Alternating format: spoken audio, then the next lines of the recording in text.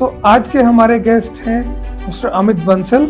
अमित जी एक business coach हैं। इन्होंने बहुत सारे बिजनेस को ट्रांसफॉर्म किया है। बिजनेस रॉकेट साइंस नहीं है। कौन सी प्रॉब्लम्स हैं बिजनेस ओनर्स को पता ही नहीं है कि ये प्रॉब्लम है। गाड़ी आई ठीक कर दी, वो बिजनेस नहीं है, बहुत कुछ और उसके साथ। लोग अपना कैश फ्लो मैनेज नहीं करते। Your opinion about the partnerships. Relation बचना चाहिए, बिजनेस बचे ना बचे। कि अगर कल को ये पार्टनरशिप तोड़नी पड़ती है तो कौन कैसे निकलेगा? Why is the business not growing? पहले लोग एंटरप्रेन्योरशिप की बात नहीं करते थे, बिजनेस की बात नहीं करते थे, बट कहाँ फंसते हैं? सोच लिया, दिमाग में आइडियाज तो बहुत आ गए, बट इम्प्लीमेंटेशन नहीं हुई। तो उसको ठीक तो करना सेकेंडरी आता है। ऐसी कोई 3 प्रॉब्लम्स जो कॉमन हो। मोस्टली बिजनेस ओनर्स इग्नोरेंट हैं। Welcome to the talk treadmill. Hi everyone, welcome to the talk treadmill. मेरा नाम दिलप्रीत है और ये जो आजकल पॉडकास्ट की बाढ़ आई हुई है, इस बाढ़ में हम लेके आए हैं एक और पॉडकास्ट। बिकॉज हमें ऐसा लगता है बिजनेस ओनर्स की बहुत सारी बातें अभी लोगों तक नहीं पहुंची हैं। बिजनेस के बहुत सारे इनसाइट्स अभी तक लोगों तक नहीं पहुंचे हैं। आज के हमारे गेस्ट हैं मिस्टर अमित बंसल। अमित जी बहुत सारे बिजनेस को ट्रांसफॉर्म किया है और जो इनका अप्रोच है बिजनेस को ट्रांसफॉर्म करने का वो बहुत ही यूनिक है। तो ऐसी बहुत सी इंटरेस्टिंग चीजें हैं जो हमें अमित जी से जानने को मिलेंगी आज के पॉडकास्ट में। Thank you Amit ji for coming to the podcast. Thank you so much for inviting me ji. Pleasure is all mine. Amit ji मुझे बताइए, व्हाई बिजनेस कोच एंड क्या इंस्पायर किया बिजनेस कोच बनने के लिए आपको? I would say great question to start with. Dilpreet ji, I would say कि becoming a business coach was more about following my passion. I always have been in the coaching industry. Earlier, I used to work with the students, school and college going students. But when it became too monotonous, it was probably very obvious for me that I needed to graduate into adult learning. So लोगों को help करना, उनको support करना हमेशा से ही एक passion रहा है। मोर ओवर मैं ये फील करता हूँ कि there are so many opportunities around, there are so many things that need to be uncovered. बहुत सारी ऐसी चीज़ें हैं जो एक अच्छा प्रोडक्ट होने के बावजूद, एक अच्छी टीम होने के बावजूद भी आपके बिजनेस को लोगों तक पहुंचने नहीं देती। So I dreamed of helping people uncover those things and overcome the obstacles in their field, and that's why I chose business coaching. Okay, very nice. Amit ji मेरे को ये बताओ, जर्नी कैसी रही है from being a teacher to a business coach and now helping businesses transform. मैंने देखा है कि बिजनेस कंप्लीटली ट्रांसफॉर्म हो जाते हैं आफ्टर द कोचिंग। आपकी जर्नी कैसी रही है, starting from the teaching to the school students, then to the college students, and now teaching to the business owners? The journey has been fabulous. This is my 24th year into the industry. We have mentored more than 9,000 students till date, helped them choose their careers. More than 500 of them are into the medical profession, innumerable into engineering fields, lots of CAs, and the children of the who's who of the business community of North India have been my students and are running their companies themselves today. That was very satisfying also because we were playing a part in the future of the country, I would say. But after a time, it became too monotonous. And that's why I stopped deriving a kick from the industry. At that point of time, I was looking for something else to do. And only then I somehow accidentally, as all chance discoveries are, accidentally I bumped into this field. But the journey so far has been phenomenal. You know, I really feel कि when you support a business owner, तब आप सिर्फ एक business owner का support नहीं कर रहे हैं. If that business owner has a employee base of let's say even 20 employees, और अगर मैं बात करता हूँ कि एक एवरेज फैमिली साइज की, कि एक एवरेज फैमिली का साइज लेट्स से 3 पीपल है, husband wife and on an average 1 child, you are talking about 60 people impacted apart from the business owner and his immediate family. Not to say उस business के vendors, उनके employees, ठीक है, उनके employees जाके जहां जहां खरीदारी करते हैं. So it gives me a lot of satisfaction when I try to help the business owners and when I see them thrive, become successful by overcoming challenges in their field. So the journey has been more than rewarding in terms of finances. I would say it is more satisfying.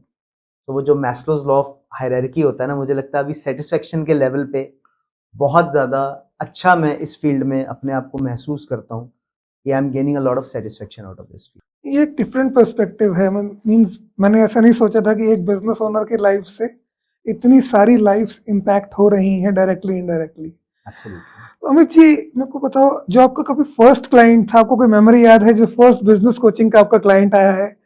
क्या experience था उसके साथ, या क्या चीज थी जो आपने जैसे स्टार्ट करा with the first client?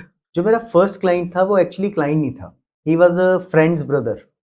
Okay. So since we were running educational coaching institutions, so one of my friend one day came to me and asked me कि अमित, मेरा भाई है, वो भी इंजीनियरिंग करके आया है, I am also an engineer by qualification, तो he wants to set up something in the coaching industry, कि वो नीट की और आईआईटी की इनकी प्रेपरेशन के लिए वो कोचिंग इंस्टीट्यूट सेटअप करना चाहता है, तो क्या तुम उसकी हेल्प करोगे? So that was the first client, so as to say, that I coached, although it was more of a family affair, being my very good friend's brother. But it gave me a lot of satisfaction to see him coming up to the pace in about 6 to 7 months only. So जो मैंने उस समय तक, I had been in the industry for 16 years by then, तो मैंने जो 16 साल में सीखा था, मैंने उसके साथ शेयर किया what to do and more importantly what not to do. ठीक है, how to bring more clients your way easily, what works in the industry, because जब भी कोई आता है इस इंडस्ट्री के अंदर, उनको लगता है इस तरीके से मार्केटिंग करते हैं, इस तरीके से मार्केटिंग करते हैं, पैम्फलेट जलवा देते हैं, ये काम करेगा, वो काम करेगा, लेकिन सब कुछ काम नहीं करता है। It is a very strong word of mouth referral based industry. तो how to cultivate that word of mouth referral, तो वो उसको बताया, and in a very short span of 6-7 months he was doing good for himself. So that was my first client, if you can say so, though I did not charge for it, but he was my first client. इसका फायदा तो हम भी लेंगे। अब आपने coaching की बात करी है, तो any one piece of advice for the people who are into coaching industry और स्टार्टिंग देयर कोचिंग इंडस्ट्री और starting their tuitions, any one piece of golden advice where money necessarily is not required? Yes, where money is not required. If you ask me about the marketing part of it, right? Marketing part of it, where money is not required. एक बहुत बड़ा challenge educational coaching institutions का, कि आपका जो audience है वो है बच्चे, जो आपको मिलेंगे सबसे ज्यादा कॉन्सेंट्रेटेड फॉर्म में स्कूल्स में, बट स्कूल्स जो है वो कोचिंग इंस्टीट्यूट्स को अपना कॉम्पिटिटर सोचते हैं, और दे फील कि ये it is not a practice that should be promoted. So what could best work for you free of cost is going to school, holding seminars, right? But the point is that schools are not going to give you permission to hold those seminars. So a golden tip I can say for all people in this industry is, go to the schools to tell them that you can help their students and help improve their results by conducting mock tests in the school, right?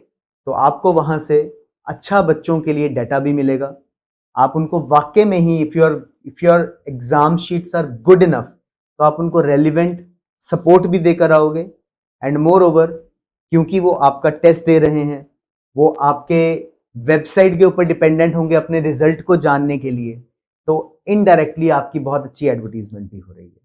And if your website is good enough, which I'm sure that you can well guide them about, then वहां से आप बहुत सारा data capture कर सकते हैं और drive कर सकते हैं अपनी कन्वर्जन को। That is one golden tip that I can give to anybody who into the educational coaching institutions. I think it's an amazing tip. It will change business, the way the people do business for many people who are trying to enter into coaching industry. और I Yes. think it is valuable for even those जिनको शायद 10-10 साल हो गए हैं, उन्होंने भी इस तरीके से नहीं सोचा होगा। Absolutely. हम लोग ना स्कूल्स को अप्रोच करते हैं कि ji we are a coaching institution, तो हम आपके यहाँ पे सेमिनार रखना चाहते हैं, क्योंकि आइडिया तो यही है कि अपने आप को प्रमोट करना है ना। सोचने वाली बात है कि वो क्यों आपको अपने आप को प्रमोट करने देंगे स्कूल के अंदर, and The only answer that you get is no, and that is sometimes kindly and sometimes rudely. So the best thing is go to the school, and that works for everything in life. Dilpreet ji, you know that we all, हम तो इस tenet में बहुत ज़्यादा believe करते हैं कि when you are going to add value into someone's life, तो वो ऑटोमेटिकली आपको रिवर्ट करेगा ही करेगा. तो व्हेन यू टेल स्कूल्स कि हम आपका रिजल्ट इंप्रूव करने में आपकी सपोर्ट कर सकते हैं, या अगर आपको लगता है कि इस चीज को कोई स्कूल हार्शली ले सकता है कि आप हमें क्या सिखाओगे, देन यू कैन टेल कि we can help you gauge your students current level, कि आपके टीचर्स जो पढ़ा रहे हैं, ठीक है, वो बहुत अच्छा पढ़ा रहे हैं, आपके स्टूडेंट्स की बहुत अच्छी प्रिपरेशन हो रही है, but we want to give you an outsider's view on your children or your students' readiness for the exam. So that can be a game changer over there, because they would always want that outsider's perspective. So Amit ji, great insight. And मैंने देखा है कि आप हमेशा actions की बात करते हो, एंड उससे मेरा अगला क्वेश्चन आता है, व्हाई एक्शन कोच? बहुत सारे कोचिंग इंडस्ट्री में बहुत सारे टूल्स हैं, बट आई बिलीव कि आपने एक चूज किया है, that is action coach. What is the main reason for choosing it? Well, to start with, Action Coach USA, it's world's #1 business coaching company. हमारे जो कोचेज हैं ये world over more than 30,000 entrepreneurs को weekly basis पर mentor करते हैं. So the experience that comes with the community, from with in the community by the coaches, the collective wisdom of the coaches themselves, and also by the innumerable hours of coaching that they provide to their mentees, वो हमारे लिए एक बहुत बड़ा resource pool बना देता है, जहां से हम वैल्यूएबल एक्शन पॉइंट्स डिराइव कर सकते हैं जो हमारे अपने क्लाइंट्स के ऊपर वर्क कर सकता है. For example, let's say if I am coaching a client who is into retailing of garments, right now that client wants some quick results, okay, for a particular problem they are facing. So we have that support system at the back end, कि जहां पर हम उनकी problem को ले जाकर अपनी community में पोस्ट कर सकते हैं कि यार one of my clients is facing this problem and they want quick results, हमारे पास एक्सपेरिमेंटेशन का टाइम नहीं है. तो what will happen is one or the other coaches would have worked in that industry and they will come back कि अमित, मैंने अपने client के साथ ये अप्लाई किया था, try this, it gave us phenomenal results, right. तो एक तो वो पूल ऑफ जो एडवाइस, वो पूल ऑफ एक्सपीरियंस जो हम मुझे मिल रहा है एक्शन कोच के साथ, वो अनपैरेलल्ड है. It is much much more valuable than what I would have got if I was on my own as an individual business coach. Secondly, the name action coach itself drives inspiration. जैसे आपने कहा कि बहुत सारे tools हैं, वैसे ही बहुत सारा ज्ञान भी है यूट्यूब के ऊपर. You can go to any YouTube channel without taking any names, कितना ज्ञान बंट रहा है, ठीक है, हर कोई कह रहा है ये कर लो, ये कर लो, ये कर लो, ऐसा कर दो, वैसा कर दो. द पॉइंट इज आप कर क्या रहे हो उसमें से, या अगर आप कर भी रहे हो तो do you really know whether that is the right way to do things, ठीक है. एंड मोस्ट इंपॉर्टेंटली, लोग ज्ञान तो दे रहे हैं लेकिन उसे इंप्लीमेंट कैसे करना है वो नहीं बता रहे. They want me to reach from point A to point B, but they are not giving me a road map of what routes to take in reaching point B.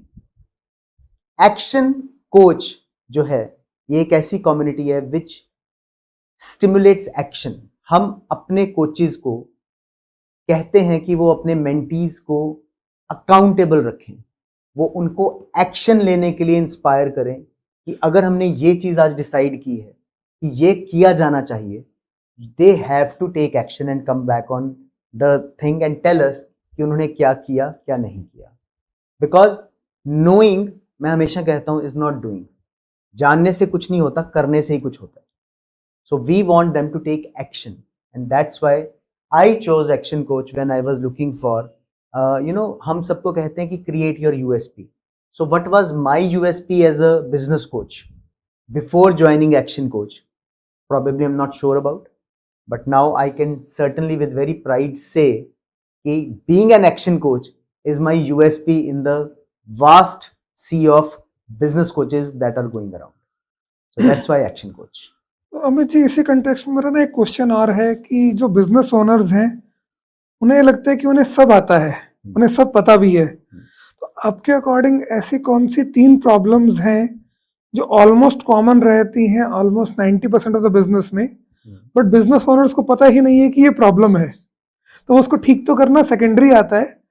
But पहले ऐसी कोई प्रॉब्लम्स हैं जो आपको, हमें पता है कि प्रॉब्लम्स हैं, एज अ बिजनेस कोच आपको पता है कि ये प्रॉब्लम्स हैं, तो ऐसी कोई 3 प्रॉब्लम्स जो कॉमन हो एंड मोस्टली बिजनेस ओनर्स को या पता नहीं है या वो इग्नोरेंट है।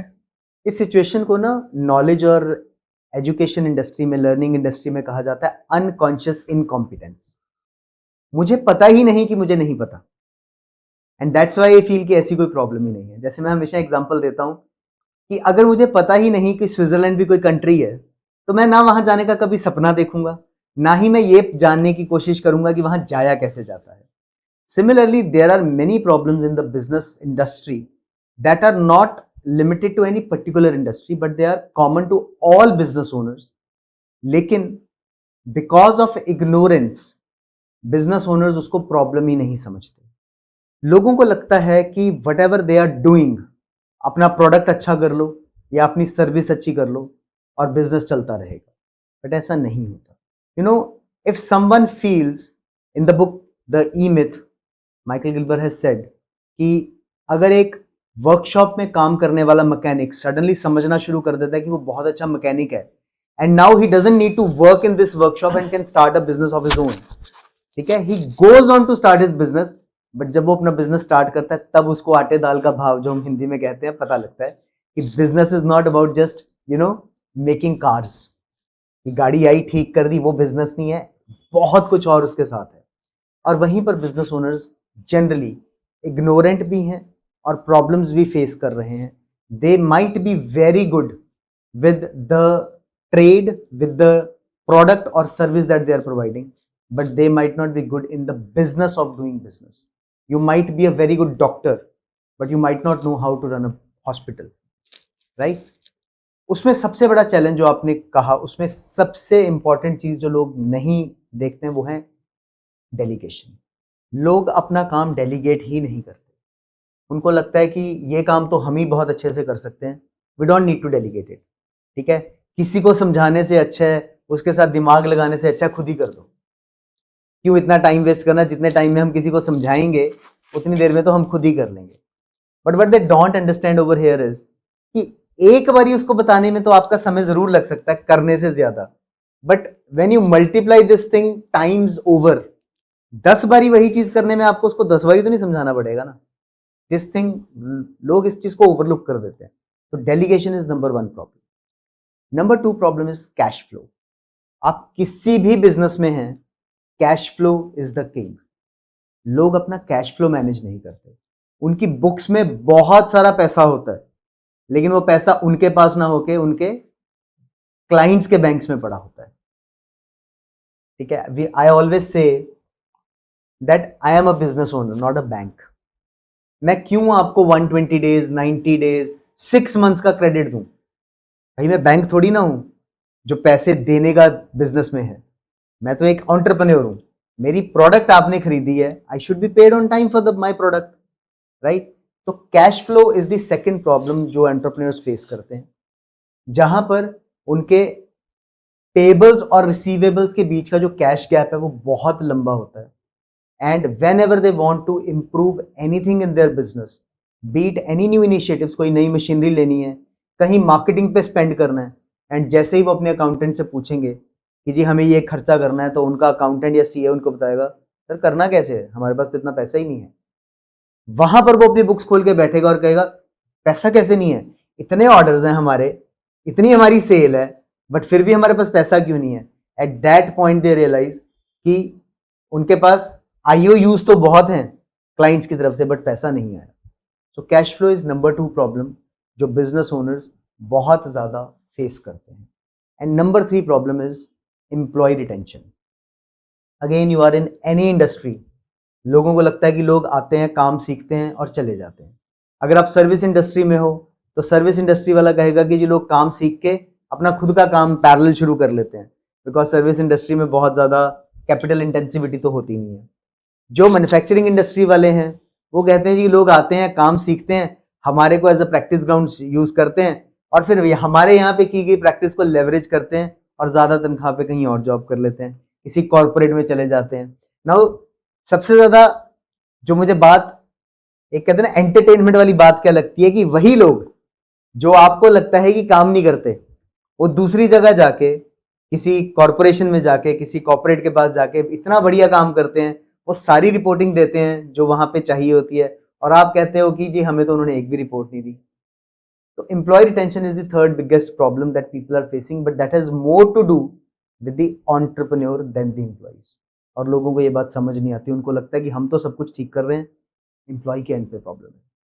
बिल्कुल सही कह रहे हो अमित जी। मेरे को कोई वाली चीज़ हमेशा याद आती है कि आप एक चीज़ बोलते हो कि हमें बिजनेस ओनर बनना है, बिजनेस ओन्ड नहीं बनना है। आप ये हमेशा कहते हो। तो अमित जी, अभी हम चैलेंजेस की बात कर रहे हैं, तो एक चैलेंज में और जाना चाहता हूँ कि दो तरह के बिजनेस मैंने समझे हैं। एक आते हैं हम फर्स्ट जनरेशन बिजनेस ओनर्स मेरे जैसे, और एक आते हैं लेगेसी बिजनेस ओनर्स। तो ये बेसिक चैलेंजेस सेम रहते हैं, इनके लिए कुछ लेवल डिफरेंट हो जाते हैं? दिलप्रीत जी, अगर आप देखोगे तो दोनों में बहुत फर्क है, दोनों के अपने अपने सेट ऑफ चैलेंजेस हैं। अगर मैं एक फर्स्ट जनरेशन एंटरप्रेन्योर हूं तो mostly I am N innovator, ठीक है ना। मेरे सामने चैलेंज क्या है, स्केल करने का, अपने आप को प्रूव करने का, ठीक है, ये मेरे लिए सामने सबसे बड़ा चैलेंज है। और प्रोबेबली जैसा कि आजकल हो रहा है, many of the successful entrepreneurs will always say in their interviews, हमारे परिवार में तो कभी किसी ने बिजनेस किया नहीं था, मैं तो फर्स्ट हूं जिसने निकल के बिजनेस स्टार्ट किया। मेरे तो फादर मदर बहन भाई चाचा चाची सब लोग गवर्नमेंट या प्राइवेट जॉब्स में थे, I am the first one. तो उनको बिजनेस की बेसिक जो अंडरस्टैंडिंग होती है वो नहीं होती है, which is good thing also, because आप किसी एक फिक्स दायरे में नहीं चलते हो, आप इनोवेट बिजनेस रन करने के मामले में भी करते हो, ठीक है। तो उनके चैलेंज है स्केलिंग करने का, इनोवेट करने का, फंडिंग जुटाने का, उनके इस तरीके के चैलेंजेस होते हैं। लेगेसी बिजनेस ओनर्स के चैलेंजेस डिफरेंट तरह के होते हैं। अगर मैं एक सेकंड या थर्ड जनरेशन एंटरप्रेन्योर हूं तो मेरे सामने नंबर वन चैलेंज क्या है, अपने आप को प्रूव करने का, that I am worthy of this seat.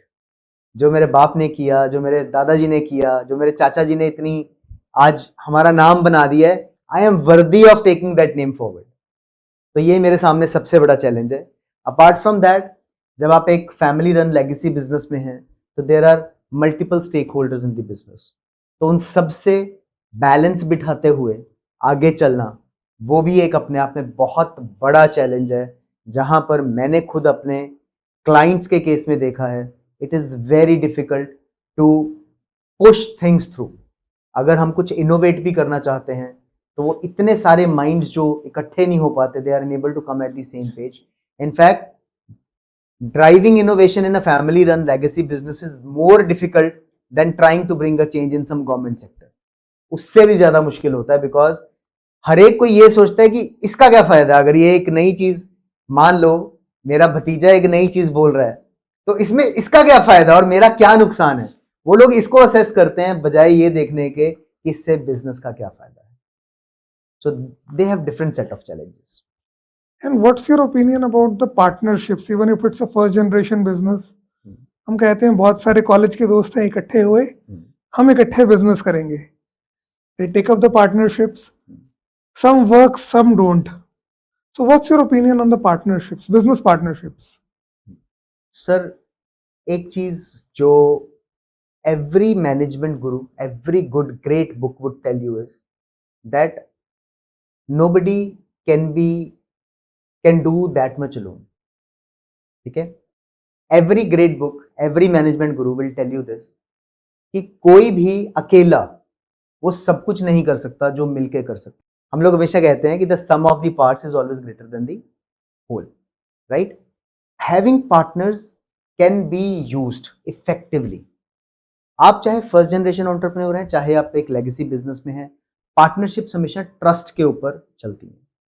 लेकिन ट्रस्ट जो है ना, ये एक बड़ा ही टेंजिबल टर्म है।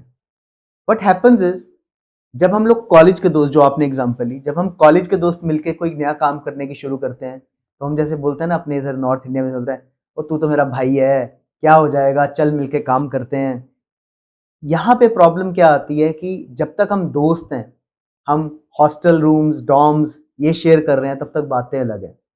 लेकिन when you try to convert और ट्रांसलेट इनटू अ बिजनेस, तो सबसे पहली चीज जो कोई भी पार्टनरशिप है, चाहे वो दोस्तों के बीच में है, चाहे वो हस्बैंड वाइफ की पार्टनरशिप है, when they want to start a new business together, cousins के बीच में है, कहीं पर भी है, that is formal partnership deed. एक फॉर्मल पार्टनरशिप डीड का होना बहुत जरूरी है लॉन्ग टर्म सक्सेस के लिए। और उसके अंदर किसकी क्या रोल्स होंगे, क्या रिस्पॉन्सिबिलिटीज होंगी, कौन क्या लेकर आ रहा है बिजनेस के अंदर, ठीक है, कौन फाइनेंशियल पार्टनर है, कौन स्लीपिंग पार्टनर है, कौन अपना टाइम देगा, कौन वर्किंग पार्टनर रहेगा, और आपके प्रॉफिट्स किस किस चीज में और किस हिसाब से बटेंगे, everything should be written to the T. And more than that, इससे भी इंपॉर्टेंट, जैसा मैं हमेशा अपने क्लाइंट्स को गाइड करता हूं, more important than writing on how to get into a partnership is writing down how to get out of a partnership. Because देखो कॉन्फ्लिक्ट्स अराइज होंगे, आप कितने भी अच्छे दोस्त हैं, आप कितने भी अच्छे सिबलिंग्स हैं, आप हस्बैंड वाइफ हैं, आप फादर सन हैं, डिफरेंस ऑफ ओपिनियन तो होगा ही होगा। तो एक पार्टनरशिप डीड के अंदर जो चीज बहुत इंपॉर्टेंटली होनी चाहिए वो है आपका एग्जिटिंग द पार्टनरशिप क्लॉज, कि अगर कल को ये पार्टनरशिप एग्जिट करनी पड़ती है, तोड़नी पड़ती है, तो कौन कैसे निकलेगा।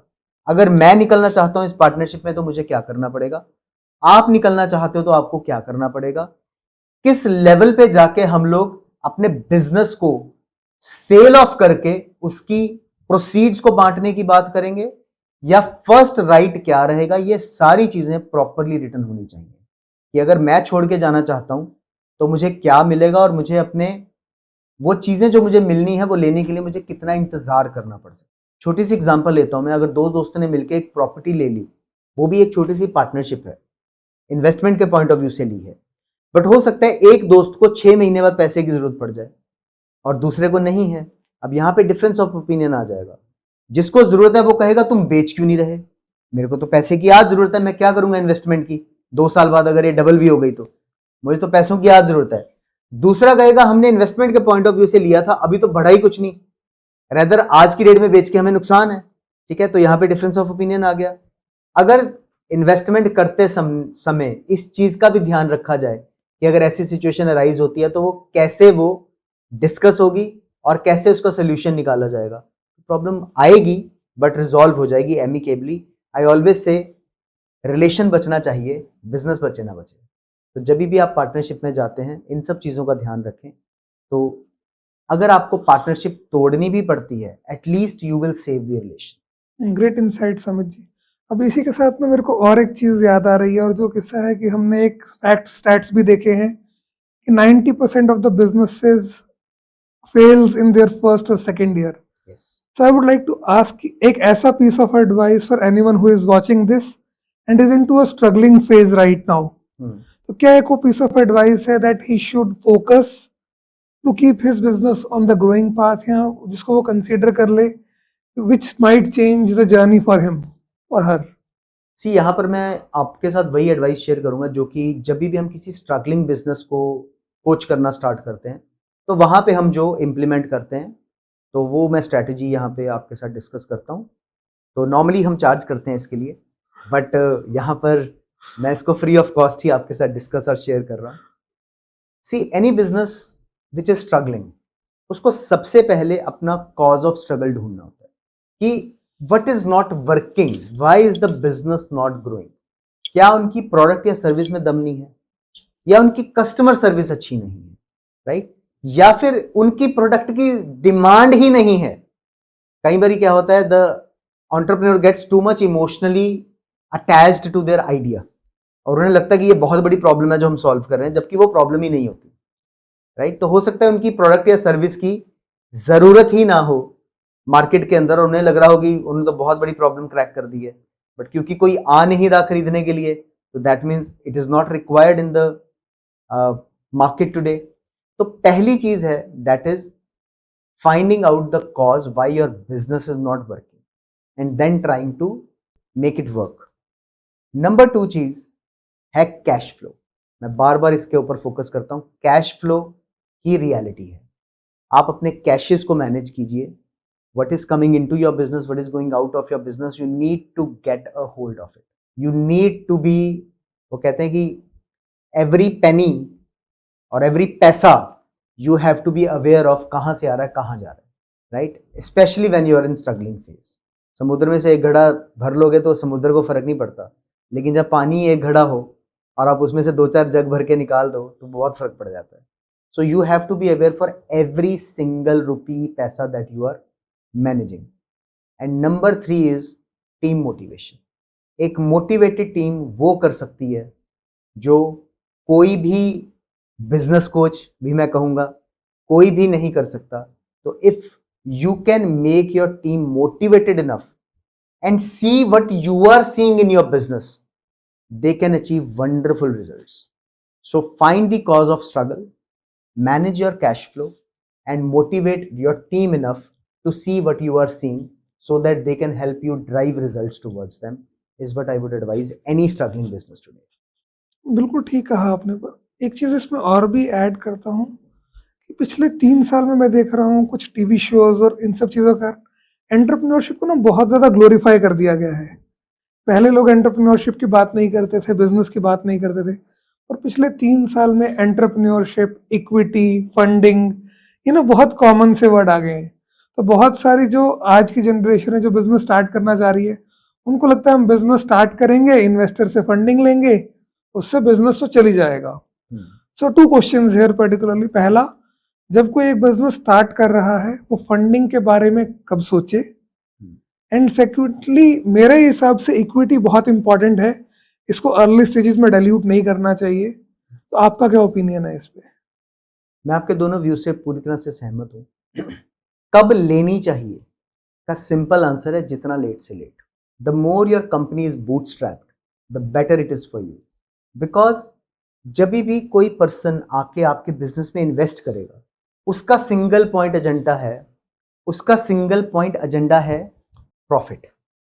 वो आपके ऊपर बहुत तरह की कंपल्शंस लगाएगा, वो आपके ऊपर बहुत तरह की दबाव बनाएगा कि इसको ऐसा करो ऐसा करो, जहां पर आपको आपकी विल के अगेंस्ट जाके भी काम करना पड़ेगा जस्ट टू ड्राइव प्रॉफिट्स। तो जितना ज्यादा देर आप इस चीज को होल्ड ऑन कर सको, उतना एक बिजनेस के लिए अच्छा है। बिकॉज आप अपने हिसाब से काम कर सकते हो अगर आपके बिजनेस में फाइनेंसिंग कम हुई है। ठीक है? So the answer to your first question is this. And regarding the equity part of it, again I totally concur with you. बहुत सारे तरीके हैं जिनसे आप मनी रेज कर सकते हो। तो उनमें पहले कुछ तरीके जो होते हैं, वो उनमें से एक सबसे इंपॉर्टेंट चीज जो मैं मानता हूँ वो है पर्सनल क्रेडिट। जितना ज्यादा पैसा आप अपने पास से लगा लेंगे उतना आपके लिए अच्छा है। ठीक है? और बाद में भी जब आप आउटसाइड इन्वेस्टिंग ले भी रहे हो, उस समय भी you should try to dilute as little as possible. Because ये आपके लिए एक अच्छा साइट नहीं होगा टू सी कि जो बिजनेस आपने बनाया, जो आइडिया आपने सोचा और उसके ऊपर वर्क किया और उसको आज इस पॉइंट तक लेकर आए हो, अल्टीमेटली सडनली दे से कि they are 30% partners and the investors they brought in are about 70% of the partners in the business. So ultimately it is like saying now you are working for someone else, not for yourself, right? क्योंकि अब तो मालिक तो कोई और है जब 70% equity किसी और के पास है। तो so equity, you should always try and maintain maximum equity with yourself. This is what I believe. तो ग्रेट इंसाइट समित जी। अब अगला क्वेश्चन आता है कि प्लानिंग तो ना हम सब कर लेते हैं, बिजनेस ओनर्स भी सारी प्लानिंग कर लेते हैं, जो फर्स्ट जनरेशन में है, जो लेगेसी में है सारे, बट कहाँ फंसते हैं? सोच लिया, दिमाग में आइडियाज तो बहुत आ गए पर इम्प्लीमेंटेशन नहीं हुई। So is there particularly implementation strategy या कोई ऐसी स्ट्रैटेजीज हैं जो इम्प्लीमेंटेशन को करने में, एग्जीक्यूशन करने में हेल्प करती हैं? ये स्टेट ऑफ माइंड वाली चीज़ है? नहीं, स्टेट ऑफ माइंड वाली चीज तो खैर everything starts in the mind itself. Somebody has said कि हर चीज 2 बारी क्रिएट होती है, पहली बारी आपके माइंड में और दूसरी बार रियलिटी में। तो स्टेट ऑफ माइंड तो है ये, बट द पॉइंट इज, जो आपने क्वेश्चन, बहुत रेलिवेंट क्वेश्चन पूछा, और ये सिर्फ एंटरप्रेन्योर्स पे लागू नहीं होता, ये एक स्टूडेंट से लेकर प्रॉबेबली यू आर एनीवन, आपके ऊपर ये चीज लागू होती है। बिकॉज मोस्टली हम जो प्लानिंग करते हैं वो प्लानिंग होती है बहुत ग्रैंड, और हम खुद ही उससे एक तरह से उसके बोझ के नीचे दब जाते हैं कि यार इतना बड़ी चीज कब होगी, तो हम लोग कभी भी उस तक पहुंच नहीं पाते। तो आप प्लान जरूर करो, बट अगर आप इंप्लीमेंटेशन उसकी करते समय उसको छोटे छोटे मैनेजेबल पार्ट्स में तोड़ लो चीज को, तो that is what will drive you towards your ultimate goal. For example in the case of entrepreneurs, हम उनको बोलते हैं कि आप अपने 10 साल के गोल्स बनाओ, वहां से आप अपने 5 साल का गोल बनाओ, 5 साल से अपना 3 ईयर गोल बनाओ, 3 ईयर से 1 ईयर गोल, 1 ईयर से आप क्वार्टरली गोल्स बनाओ, and then work to achieve your quarterly goals. वो कहते हैं कि अगर आप अपने डेली गोल्स अचीव करते हो तो आपके वीकली गोल्स अचीव हो जाएंगे, अगर आप अपने वीकली गोल्स अचीव कर रहे हो तो आपके मंथली गोल्स अचीव हो जाएंगे, अगर आप अपने मंथली गोल्स अचीव कर रहे हो तो आपके क्वार्टरली गोल्स ऑटोमेटिकली अचीव हो जाएंगे, and if your quarterly goals are achieved आपके ईयरली गोल्स अचीव हो जाएंगे। सो यही स्ट्रैटेजी जो है आप इसको इंप्लीमेंट करो, what ever goal you have form for your self, आप उसको डिवाइड और सब डिवाइड करो छोटे छोटे मैनेजेबल पार्ट्स के अंदर, try to achieve those mini goals, celebrate whenever you achieve one of those goals, ठीक है, and then move towards the next goal. Celebration भी बहुत इंपॉर्टेंट है, बिकॉज बड़े गोल्स में जब हम लोग एक बड़े गोल की तरफ चलते हैं तो हम रास्ते को एंजॉय नहीं करते, हम हमेशा फोकस रहते हैं कि अभी मंजिल बहुत दूर है, अभी दिल्ली बहुत दूर है, तो रास्ते में जो इतनी अच्छी नेचुरल सीन्स आ रहे हैं, सीनरीज आ रही हैं, हम उनको अप्रिशिएट नहीं करते, राइट। बट अगर हम चंडीगढ़ से दिल्ली जा रहे हैं तो वी शुड अप्रिशिएट कि चलो यार अब कुरुक्षेत्र आ गया, करनाल आ गया, we are reaching towards our goal, but we don't appreciate that. So when you appreciate and celebrate those small wins, you are motivated and energized enough to move towards the next pedestal of your goal. तो आप ऐसे छोटे छोटे parts में उसको divide करके आप उसको अचीव करते जाएं, आपके गोल्स ऑटोमेटिकली अचीव हो जाएंगे। But for everything you have to start. सबसे बड़ा इम्पीडमेंट जो है लोगों के गोल्स अचीव करने की प्रोसेस में वो है प्रोक्रेस्टिनेशन। लोग शुरू ही नहीं करते। तो आई ऑलवेज गाइड एवरीवन कि यार, वो हम कहते हैं ना, साइंस में हमने सभी ने पढ़ा है कि स्टैटिक फ्रिक्शन जो होती है वो हमेशा डायनेमिक फ्रिक्शन से ज़्यादा होती है। तो एक चीज़ जो रुकी हुई है उसके चलने में ज़्यादा फ्रिक्शन है, चलती चीज़ तो चलती रहती है, उसको फ्रिक्शन कम इनकाउंटर होती है। So start. अगर आपका कोई काम करने को मन नहीं कर रहा है क्योंकि आपको मालूम है कि वो काम 2 घंटे ले सकता है, गिव योर सेल्फ 10 मिनट कि I will work on this only for 10 minutes and then start to do it, कि 10 मिनट बाद मैंने उठ जाना है, यही सोच के साथ शुरू करो। But trust me, nobody gets up in 10 minutes. आप कम से कम उसके ऊपर आधा घंटा पौना घंटा काम करेंगे एंड फॉर सम टाइम्स आप खत्म करके ही उठेंगे। शुरू करने का जो माइंडसेट है आपको वो देखना है कि आप उसको कैसे, उस फ्रिक्शन को कम कर सकते हो। If you can do that you can certainly achieve your goals. और इसीलिए छोटे गोल्स बनाना वो फ्रिक्शन लेस करने का ही पार्ट है। अमित जी, कोई एग्जांपल या कोई सिग्निफिकेंट केस स्टडी इसमें हमारे पास आती है कि अगर कोई एग्जांपल के साथ एक्सप्लेन कर सको, एक पर्टिकुलर बिजनेस इम्प्लीमेंटेशन पे जब आया तो उसने कैसे कैसे स्केल किया, अगर आपके कोई क्लाइंट की जर्नी हो या आपके पास कोई स्टोरी हो। इन टर्म्स ऑफ अगर हम बात करते हैं स्केलिंग अप की, सिर्फ I have a retail client who is into the business of retailing of IVR, right.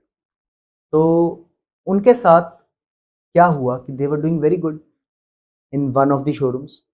अब जब किसी को लगता है कि एक शोरूम बहुत अच्छा चल रहा है तो नेक्स्ट प्रोसेस उनको लगता है कि अब क्या है, एक और नया शोरूम डाल लेते हैं। तो they started another outlet for their IVR, but जल्दी ही विद इन 2-3 मंथ्स ही they started facing a lot of problems, क्योंकि उन्होंने जो मैनेजर रखा था सेकंड प्लेस पे वो छोड़ के चला गया।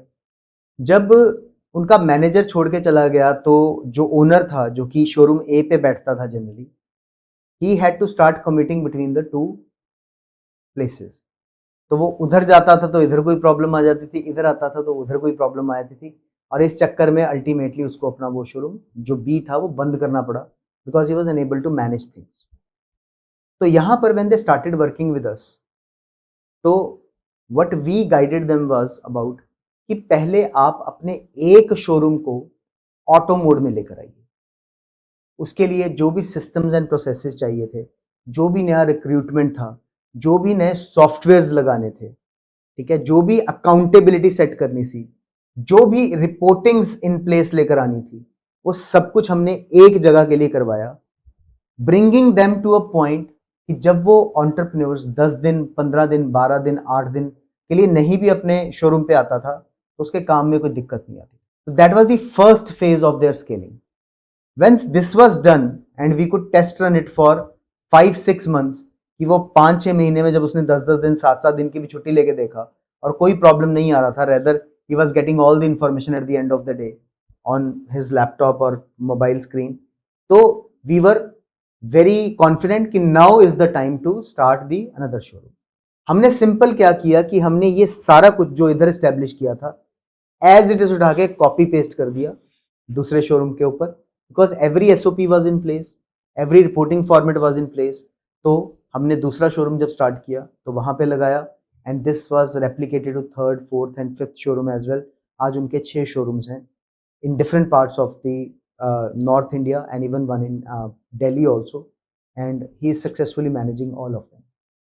ठीक है, बिकॉज बिजनेस रॉकेट साइंस नहीं है. Running 10 showrooms is not much different to running single showroom if you are doing that right. अगर वो एक शोरूम सिर्फ आपके बैठने की वजह से चल रहा है then you are doing the business entirely wrong way. अगर वो आपके बिना भी चल रहा है you can replicate that to any number of showrooms and it is not going to make a lot of difference to the way they are run. So that is how we help them scale. So, मेरे को आपकी वही वाली बात याद आती है कि बिजनेस ओनर का काम ऑफिस में बैठना है ही नहीं, जो आप हमेशा कहते हो. एक बिजनेस ओनर को हमेशा बाहर होना चाहिए, उसका ऑफिस में कोई काम ही नहीं है. Looking for new opportunities, networking. ठीक है, तो अमित जी, जब कोई बिजनेस ओनर पर्टिकुलरली बात करता है बिजनेस ग्रोथ की, मेरे हिसाब से एक माइंडसेट शिफ्ट चाहिए होता है. तो वो माइंडसेट शिफ्ट क्या होना चाहिए when someone is looking to scale or when someone is looking to grow? What is the one thing that they should be ready कि हाँ ये चीज होगी, ये माइंडसेट शिफ्ट होना चाहिए? सबसे बड़ा जो माइंडसेट शिफ्ट चाहिए to become an entrepreneur, that is to come out of the mindset of being an employee. लोग बिजनेस तो कर लेते हैं लेकिन करते वो एम्प्लॉय माइंडसेट के साथ है. मैं करूंगा तो होगा, मेरे करने से ही होगा, राइट? ये माइंडसेट के साथ जब आप बिजनेस में जाएंगे तो आप ज्यादा सक्सेसफुल नहीं हो सकते. बिकॉज आप क्या क्या कर सकते हैं. स्टार्टिंग में हो सकता है झाड़ू भी आप लगा रहे हैं, ठीक है, रिसेप्शनिस्ट भी आप हैं, सेल्स कॉल भी आप कर रहे हैं, ठीक है, पैसे भी आप कलेक्ट कर रहे हैं, सर्विस भी आप डिलीवर कर रहे हैं, बट ये कितनी देर चलेगा? And to how many customers can you provide such service? उसका नंबर कहीं तो लिमिटेड होगा ना, राइट? सो माइंडसेट शिफ्ट चाहिए यहां पर कि मुझे एम्प्लॉय नहीं बनना. वो तो मैं अभी भी कहीं पे अगर मैं जॉब कर रहा हूं तो rather it is good for me, because कोई और दिमाग लगा रहा है वो पैसा जुटाने के लिए जो एज अ सैलरी वो आपको मंथ एंड पे देगा. आपको तो सिर्फ जाके वहां काम करना है जो आपको बताया जा रहा है. इस माइंडसेट से बिजनेस नहीं होगा. People are not in business, they are in a glorified job where they call themselves, जो भी आपने ये फ्लैशी वर्ड्स के एंटरप्रेन्योर, ग्लिटरी वर्ड्स, अपने आप को वो एंटरप्रेन्योर कहलाना शान समझते हैं, जबकि actually they are in a glorified job. And irony is कि कई बारी कुछ entrepreneurs I see and I meet, वो उतना भी पैसा टेक होम नहीं कर रहे मंथ एंड पे जितना उनका टॉप एम्प्लॉय लेके जा रहे हैं.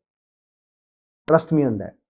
सम ऑफ दी एंटरप्रेन्योर्स, उनके जो अच्छे लेवल के एम्प्लॉयज हैं, वो महीने का 1,00,000-1.5 लाख रुपया घर लेके जा रहे हैं और इनके पास प्रॉफिट के नाम पे मंथ एंड पे इतना प्रॉफिट भी नहीं है.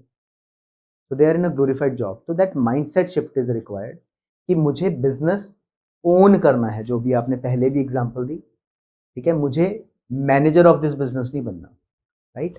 तो with that mindset shift is required.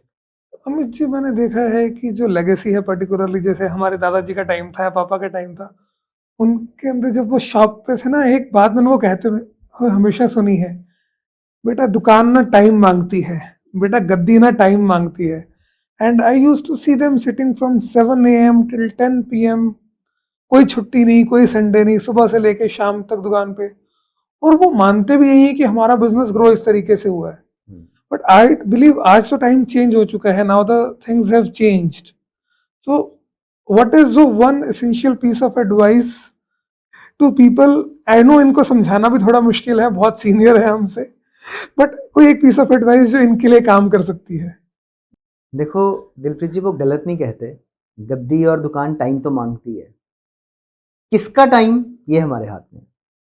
वो मेरा टाइम भी हो सकता है और वो मेरे किसी एम्प्लॉय का टाइम भी हो सकता है। If I can make a person, train him, guide him enough to act in my absence just like me, ठीक है, तो उस पर्सन का टाइम भी इक्वली ही इंपॉर्टेंट है। अगर मेरा जीएम जो है वो वही काम कर सकता है जो मेरे वहां बैठने से होगा, then my focus should be going out and trying to create new opportunities rather than sitting and meeting and satisfying the customers. That should not be my job. And moreover Dilpreet ji, times have changed. पुराने समय में ना लोग बाजार में आते थे तो उनका मोटिव सिर्फ खरीदारी करना नहीं होता था। They wanted to come shake hand with the सामने वाला गाय कि और जी बताओ जी कैसा है, घर में क्या चल रहा है, उस जगह क्या हो रहा है, आपकी बेटी की जिंदगी में क्या चल रहा है, बेटे की जिंदगी में क्या चल रहा है। लोगों के पास उतना समय भी होता था, वैसा इंटरेस्ट भी होता था। But as society is progressing ना, ये सब चीजें चेंज होती जा रही हैं। आज की डेट में किसी के पास इतना टाइम नहीं है। The maximum, even a frequent customers will ask you is how is everything, and that's it. They are even not waiting for your reply. ये हमारे लिए बड़ा एक सेकंड नेचर हो गया कि और सब कैसा चल रहा है, और हम सिर्फ इतना कह देंगे ना ठीक चल रहा है तो दे आर सेटिस्फाइड, और हम नहीं भी कहेंगे तो probably no one will bother. तो ये टाइम चेंज होने का भी एक इम्पैक्ट है कि now you do not need to sit in your shop, सारे दिन वो गद्दी के ऊपर बैठना जरूरी नहीं है, प्रोवाइडेड कि आपने वैसे एम्प्लॉयज अपने ट्रेन कर लिए हैं, बना लिए हैं जो आपकी एब्सेंस में काम कर सके। बिल्कुल ठीक कह रहे हो। और इसी के साथ ना मैं एक चीज़ और पूछना चाहता हूँ आपसे। मैंने बहुत सारे अपने दोस्तों को सुना है, बहुत सारे लोग कहते हैं यार टाइम नहीं है, टाइम नहीं है, बहुत बिजी हूँ, टाइम नहीं है। So any piece of advice to for the time management जिससे प्रोडक्टिविटी इंक्रीज हो सके किसी बिजनेस ओनर की, स्मॉल स्केल बिजनेस की, मीडियम स्केल बिजनेस की। देखो वैसे तो जैसे आपने शुरू में कहा, अगर आप YouTube पे जाएंगे तो बहुत ज्ञान है on time management, but I would suggest is doing a time audit for yourself. What gets measured gets done, हम सभी ने सुना है। जब तक हम वेइंग मशीन पे नहीं चढ़ते तब तक हमें महसूस नहीं होता कि हमें वजन कम करने की जरूरत है, राइट? उसी तरह से टाइम को मैनेज ना कर पाने का सबसे बड़ा कारण जो है वो टाइम को मेजर ना करना है। हमें पता ही नहीं कि हमारा टाइम कहाँ जा रहा है। अगर पता भी है तो वो हमारे सामने एक ऑडिटेड फॉर्म में नहीं है जो हमारे को अलार्म बेल्स रिंग कर सके कि तुम अपना टाइम वेस्ट कर रहे हो। What we make our clients do is we ask them to make a default diary for themselves, but before that making the default diary what they need to do is, हम उन्हें chart papers देते हैं, हम उन्हें sheets देते हैं जहां पे उनको हफ्ते, 2 हफ्ते, 15 दिन के लिए पहले अपना दिन भर का रूटीन भरना होता है कि आज मैंने सुबह 5 से 5:30 ये किया, 5:30 से 6 ये किया। आधे आधे घंटे के ब्लॉक्स में आपके 24 घंटे ब्रोकन डाउन है और उनको हर चीज लिखनी है ओवर 15 डेज कि हमने ये किया। And then we sit down with them to find out the areas that are meaningless, useless, rather to the point harming their productivity, and then we show them कि these are the times that you need to put to productive use. That doesn't mean कि हम उनको ये नहीं कहते कि आप अपनी जिंदगी में से enjoyment खत्म कर दो या आप reels मत देखो, not that. It's not about watching the reels or not going to social media. It's about finding out when that should be done and for how much time it should be done. So time audit is the best way to manage your time, because until you know where your time is going you cannot manage that. जैसे कहते हैं कि wherever your concentration goes energy flows. अगर आप concentrate करोगे कि आपका energy, आपका जो टाइम है वो वेस्ट कैसे हो रहा है, आप उसको तभी मैनेज कर पाओगे, otherwise you can not manage it. Time audit, that something interesting, मेरे को भी पता चला। बहुत इंटरेस्टिंग चीज़ है, मैं आज जाके ज़रूर करूँगा ये। सो अमित जी, टाइम ऑडिट एक बहुत इंटरेस्टिंग चीज़ आपने बताई। I will go and try time audit today and I believe, मेरे को लगता है कि बहुत सारा टाइम निकल के आएगा। अब मैं अज्यूम करता हूँ कि बहुत सारे लोग टाइम ऑडिट कर लेंगे, वो प्रोडक्टिविटी के लिए टाइम निकाल लेंगे। सो उसी से अगला जुड़ा हुआ क्वेश्चन ये है कि जब टाइम निकल गया प्रोडक्टिविटी के लिए, आपने सोचने के लिए भी टाइम निकाल दिया टाइम ऑडिट शीट से, बिजनेस भी स्केल करना है, तो क्या फैक्टर्स को या क्या पैरामीटर्स को कंसीडर करना है? एक general answer I know her business के लिए डिफरेंट होगा, बट क्या वो फैक्टर्स हैं जो कंसीडर करने हैं when we talk about the business growth, specially in terms of scaling up? Well the point here is, जिसमें बिजनेस कोचिंग का प्रेमाइस है, बहुत ही ये एक phrasing of the question was very relevant for me, I would say. यहां पे मुझे रेदर बताने का मौका मिलेगा व्हाई बिजनेस कोचिंग। आपने ये बात बोली और लोगों को ये लगता है कि इस चीजों का आंसर हर बिजनेस ओनर के लिए डिफरेंट होगा, बट द पॉइंट इज ऐसा नहीं है। 80% of all businesses are same and only 20% of your business is different based on your product or service. Rest 80% कोई भी बिजनेस है, चाहे आपका बिजनेस है, चाहे मेरा बिजनेस है एज अ बिजनेस कोच, चाहे वो एक रिटेल गारमेंट स्टोर है, सबका 80% पार्ट सेम है। So when you are focusing on scaling up your business, the first thing that you need to do is getting mastery in your business. Mastery के under हम लोग 4 चीजों की बात करते हैं। Number 1 is your destination mastery. आप जाना कहाँ चाहते हैं, व्हाट आर योर गोल्स। उसमें आपके गोल्स भी आएंगे, आपके पर्सनल गोल्स आएंगे, आपके प्रोफेशनल गोल्स आएंगे, आपकी फैमिली के गोल्स आएंगे, आपके पार्टनर के गोल्स आएंगे। ठीक है, आप क्या प्रॉपर्टी बनाना चाहते हो, क्या आप एसेट्स बनाना चाहते हो, आप कहाँ कहाँ घूमना चाहते हो। Because we really feel that the business owner is not different from the business. अगर उसके अपनी जिंदगी में चीजें ठीक चलेंगी तभी उसका बिजनेस भी अच्छा चलेगा। सो उसके गोल्स भी साथ साथ चलेंगे। तो number 1 thing that we work on is destination mastery. Goals क्या है? Goals will give you the compass to keep moving forward. Until you know where you are going, wherever you reach you will feel satisfied. और वही हो रहा है आज की date में बिजनेस ओनर्स के साथ। उनको लगता है जो चल रहा है ठीक है, खाना दाल, अपने पंजाबी में बोलते हैं ना, दाल फुल्का तो चल रहा है ना, तो बस ठीक है। तो that's the biggest problem, because उनको पता ही नहीं है कि उन्हें कहां हो सकते थे वो, and that is why they are satisfied. तो number 1 is destination mastery. Number 2 is, जिसकी हमने अभी बात की, टाइम मास्टरी। आपका टाइम के ऊपर होल्ड है कि नहीं। जो टाइम ऑडिट का प्रिंसिपल है, उसमें मैं एक चीज और, अब इसको थोड़ा टेक्निकल कर देता हूं।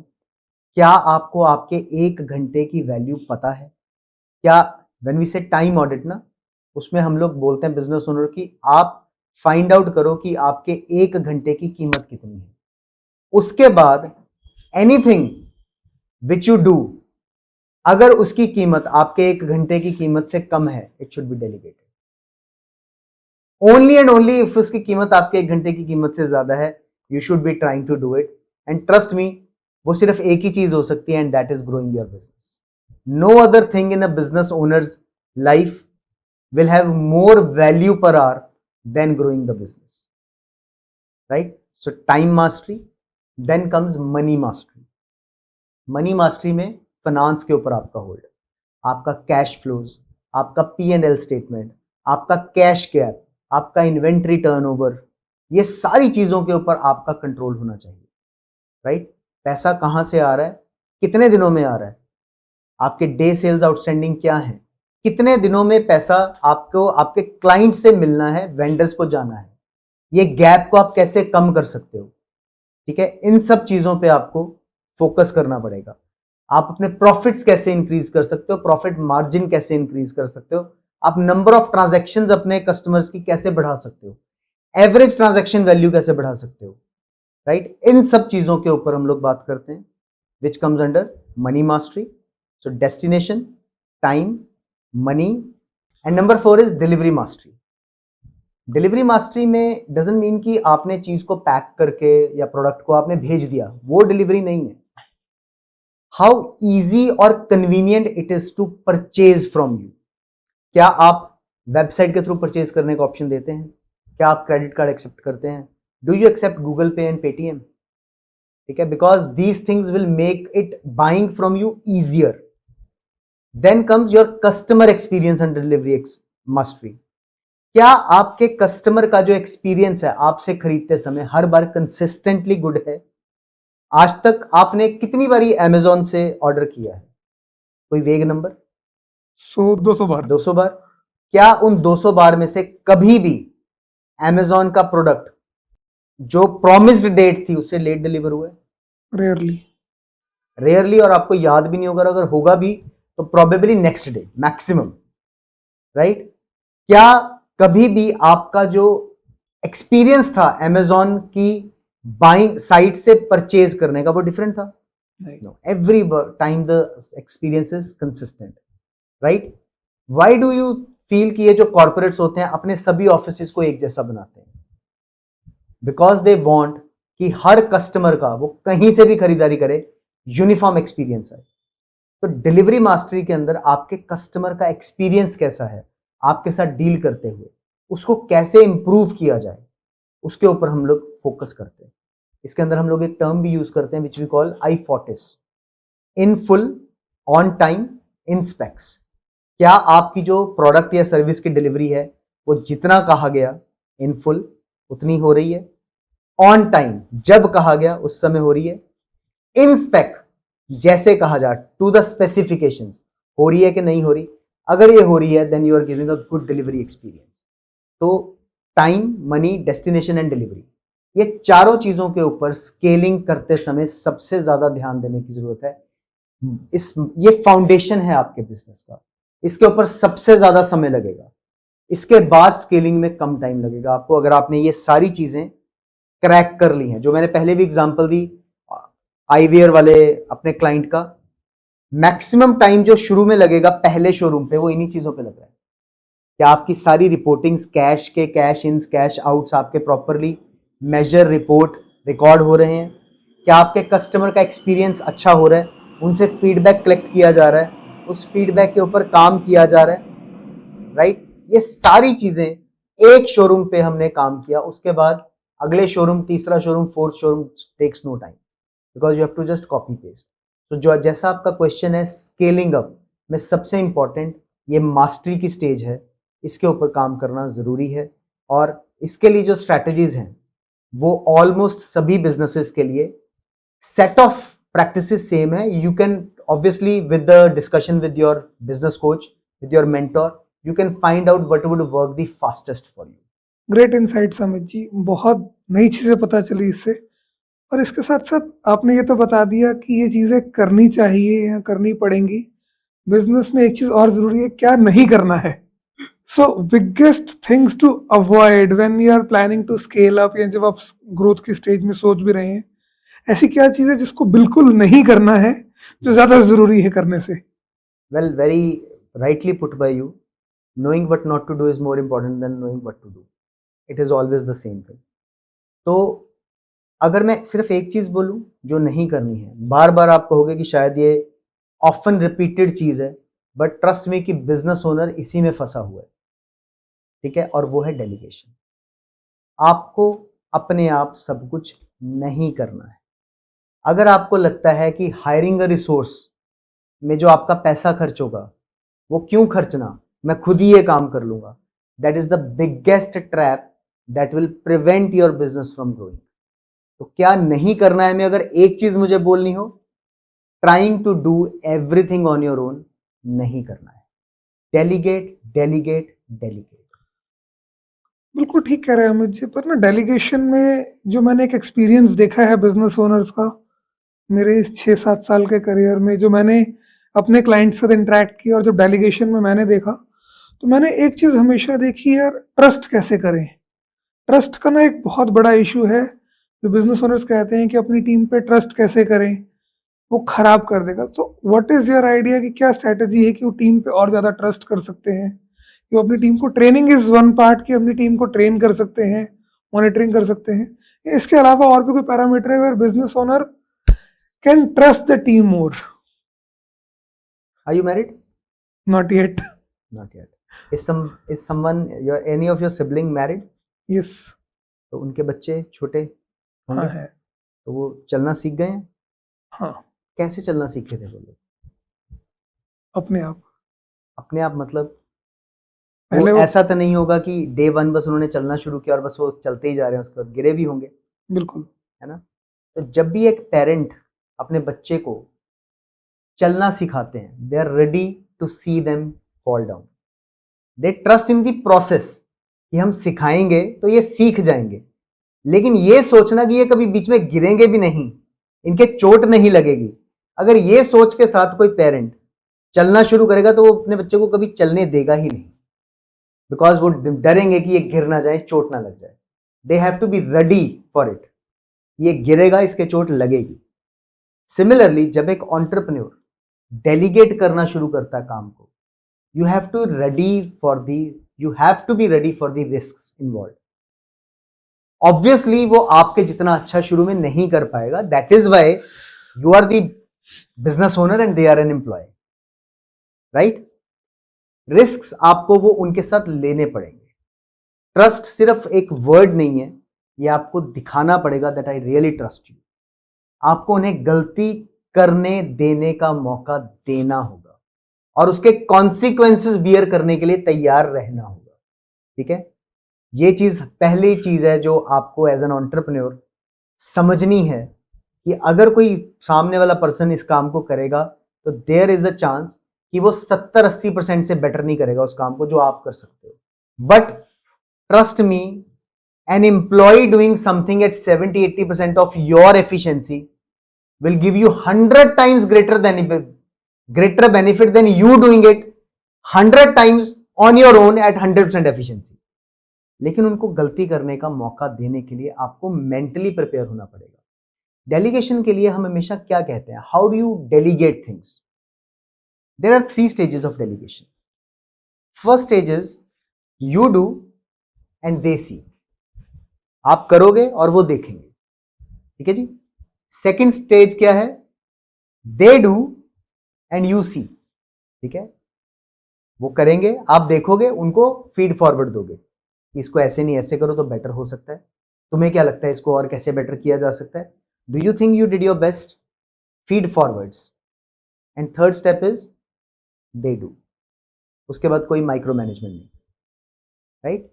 आप करके दिखाओ, वो सीखें, वो करके दिखाएं, आप देखो, उनके साथ डिस्कस करो, वेज टू इंप्रूव उनको बताओ, छोड़ दो, they will do it on their own. Mostly problem delegation में क्या आती है, हम एक रिसोर्स हायर करते हैं, ठीक है, और उसको कहते हैं ये आज से मेरी मुसीबतों का टोकरा तेरा है, आज से तू करेगा. ठीक है, और वहां पे क्या होता है, वो पर्सन ऑब्वियसली एक तो नया है, ऑर्गेनाइजेशन में भी नया है और काम के लिए भी नया है, और हम उससे एक्सपेक्ट कर रहे हैं कि वो काम बहुत अच्छा करे. मैं कह रहा हूं एक ट्रेन्ड रिसोर्स भी आपका 70% ही कर पाएगा, तो एक बिल्कुल नया रिसोर्स तो शायद आपका 10-20% ही कर पाएगा. हम उससे डे 1 वो एक्सपेक्ट कर रहे हैं जो हम इतने सालों से करते आ रहे हैं, वो नहीं कर पाएगा. वहीं पर हम लोग डिस्करेज हो जाते हैं कि यार किसको डेलीगेट करूं, कोई काम ही नहीं करता वैसा तो जैसा होना चाहिए. तो महीना 2 महीना उनको सीखने का मौका दीजिए, धीरे धीरे उनको रिस्पॉन्सिबिलिटी ट्रांसफर कर दिए, and people will surprise you with what they can achieve if you trust them enough. बिल्कुल सही कह रहे हो. आपकी डेलीगेशन अगर करना है तो तरीके से है. Bringing the 1-3% change every day. सारा कुछ एक बार में नहीं करना है, धीरे धीरे उसको उनको सिखाना है. गलती कर रहे हैं तो वो गलतियां बतानी है, रेदर देन सेइंग कि मैं खुद कर लूंगा. वो तो आप कभी भी कर सकते हो, उसका कोई फायदा नहीं है, बट उस ट्रैप में आप उसी साइकिल में फंस के रह गए हो, फिर आप ही कर रहे हो, बस कोई और नहीं कर रहा. अमित जी, मेरे को एक और चीज़ बताओ कि जब भी अभी हम देखे पोस्ट कोरोना बहुत सारे काम करने के तरीके बदल गए हैं, बहुत सारे बिजनेसेस इवॉल्व हो गए हैं, बहुत सारे नए बिजनेस वर्टिकल्स भी निकल के आए हैं.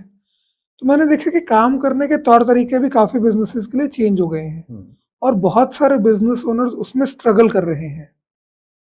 सो उनके लिए कोई एडवाइस या कोई strategy to keep up themselves to the evolving pace of business? देखो, वैसे तो इसका जो आंसर है वो क्वेश्चन, यहां पर मैं कहूंगा कि इस क्वेश्चन का आंसर जो है वो चैलेंज टू चैलेंज वेरी करेगा.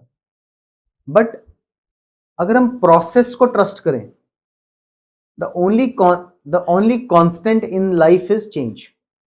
कुछ और बदले ना बदले, बदलाव जरूर आएगा, right. So what I always guide my mentees is be ready to change and pivot. देखो, बहुत सारे लोग जो थे वो केमिकल इंडस्ट्री के अंदर थे, जिसने पिवट किया और सैनिटाइजर बनाना शुरू कर दिया कोविड में। उसने कोविड में जितनी कमाई की शायद उससे पिछले 10 सालों में उन्होंने नहीं की।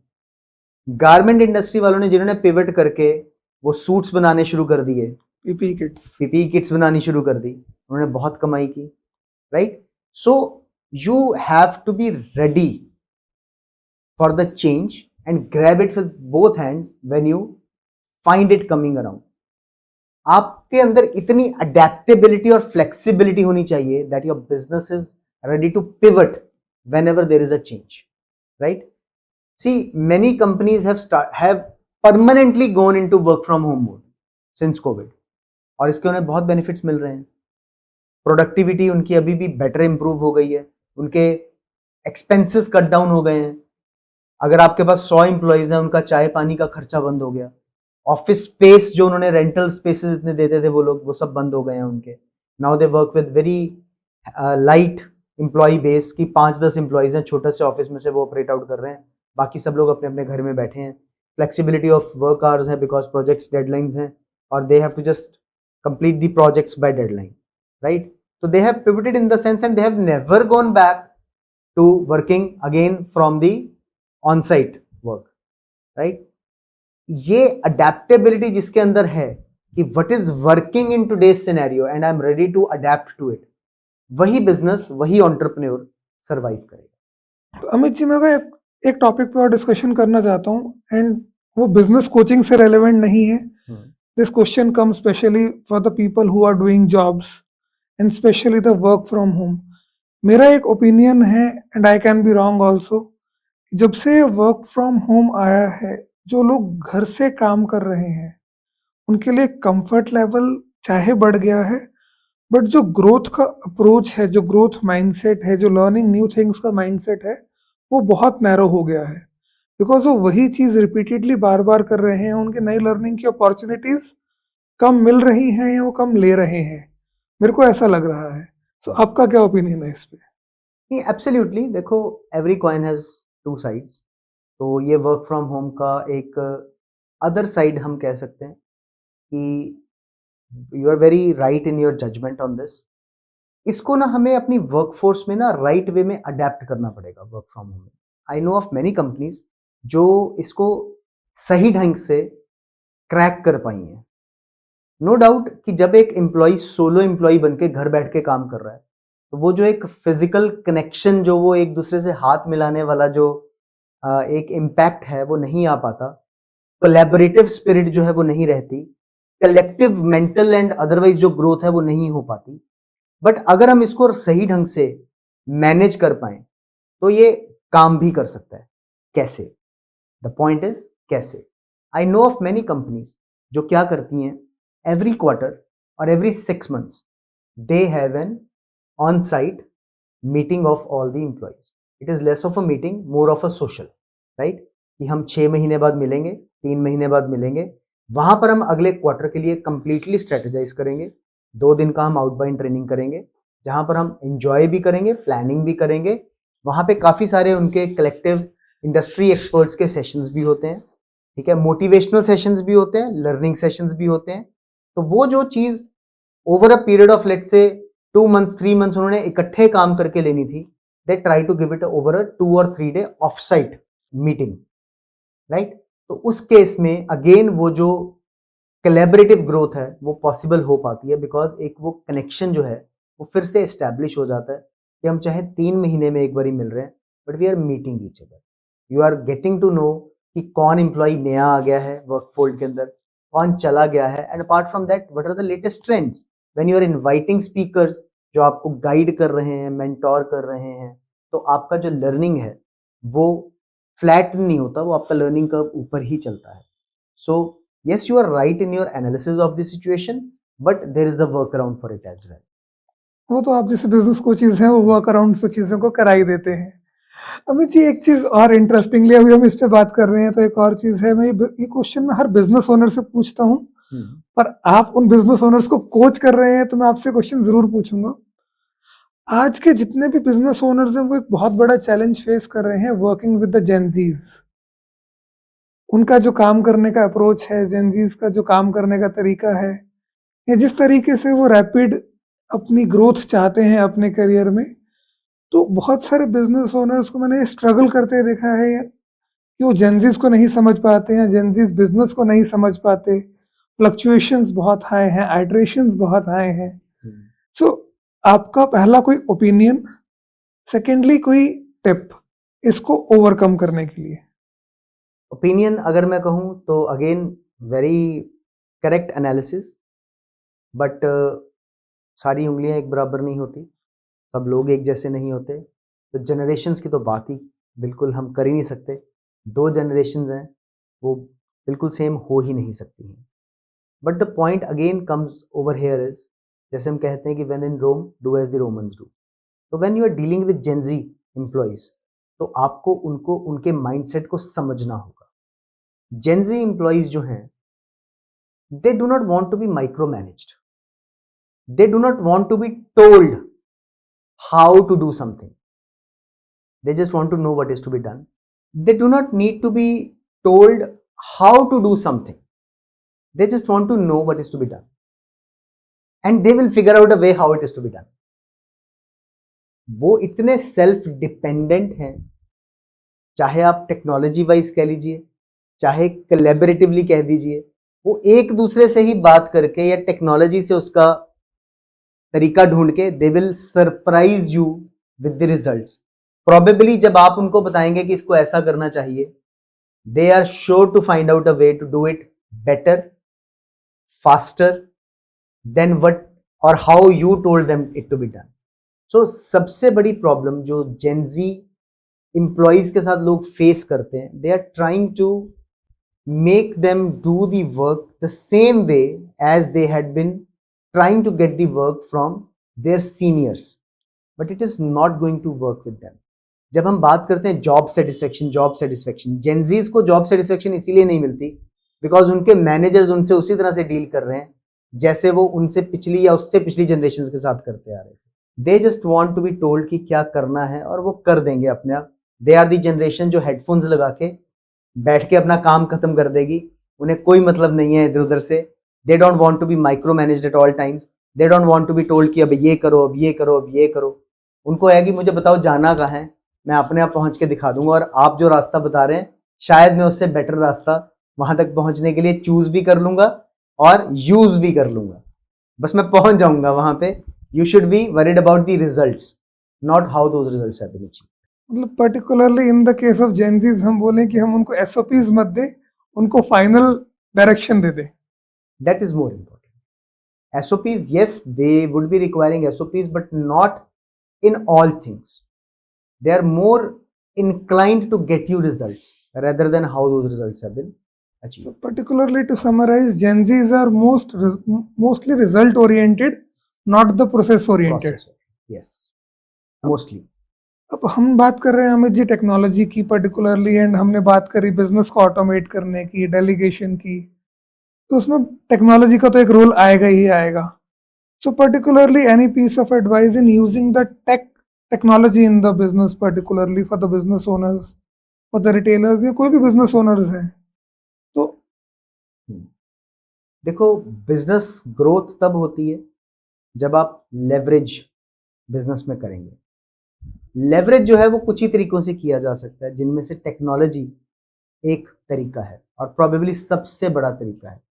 आप कौन से सिस्टम्स अपने बिजनेस में लगा रहे हैं, कौन सा नया टेक आप यूज कर रहे हैं, that will greatly impact the results that your company is achieving. For example, are you using the right CRMs for your customer management? क्या आप उनको extensively automated way में timely reach out कर पा रहे हैं? If not, you will be forgotten. आज की डेट में जहां पे इतना ज्यादा एक्सपोजर है, you will be forgotten soon if you do not reach out frequently. But if you want to do it on your own every time, trust me, you're not going to do it for 1 or 2 maximum. इसके बाद क्या भूल जाओगे आप भी। But if you have an automated tech doing it for you, the tech is not going to forget it because it will only works on the whatever instructions that have been related to it. So CRM, are you using it or not using? Then are you automating your billing processes? ठीक है, are you automating your feedback, and the use of that feedback into your system. Are you automating that? Right? Are you automating collection of data? Right? Because हो सकता है कोई employ data भरवाना भूल जाए, but take जो है वो data भरवाना नहीं भूलेगी. When you click on a Facebook ad, if it is designed in a way that it will first ask you for your name, telephone number and email, so you can never bypass that. You can not fill that ad. वो हो सकता है, but आप सोचो कि आप desired window तक पहुंच जाओ बिना वो डाटा भरे हुए, वो नहीं हो सकता. राइट? सो टेक्नोलॉजी का यूज आपको बहुत एक्सटेंसिवली करना होगा अगर आप नहीं कर रहे हो, अगर आप वाकई में ही अपने बिजनेस में लेवरेज चाहते हो. Because I always say that system is something that saves you stress, time, energy and money. That is SYSTEM, system. Right? And technology ही वो चीज है जो आपके लिए ऐसे systems लगा सकती है जहां पे ना आपको स्ट्रेस मिले, आपका टाइम आपको मिले, एनर्जी आपकी ना यूज हो ज्यादा. राइट? ये सिर्फ टेक्नोलॉजी के थ्रू ही हो सकता है. तो यूज CRMs, यूज ऑटोमेशन, चाहे वो गूगल शीट ऑटोमेशन है, चाहे वो व्हाट्सएप ऑटोमेशन है. Use the latest softwares. अगर आप बिजनेस फनल्स भी बनाते हैं, मार्केटिंग फनल्स भी बनाते हैं, मैक्सिमम आप अपने ईमेल मार्केटिंग्स के लिए use those tech for those things, and also use tech to stay in touch with your existing and old clients, and also to reach out to fresh prospects. So tech is imperative in your business today.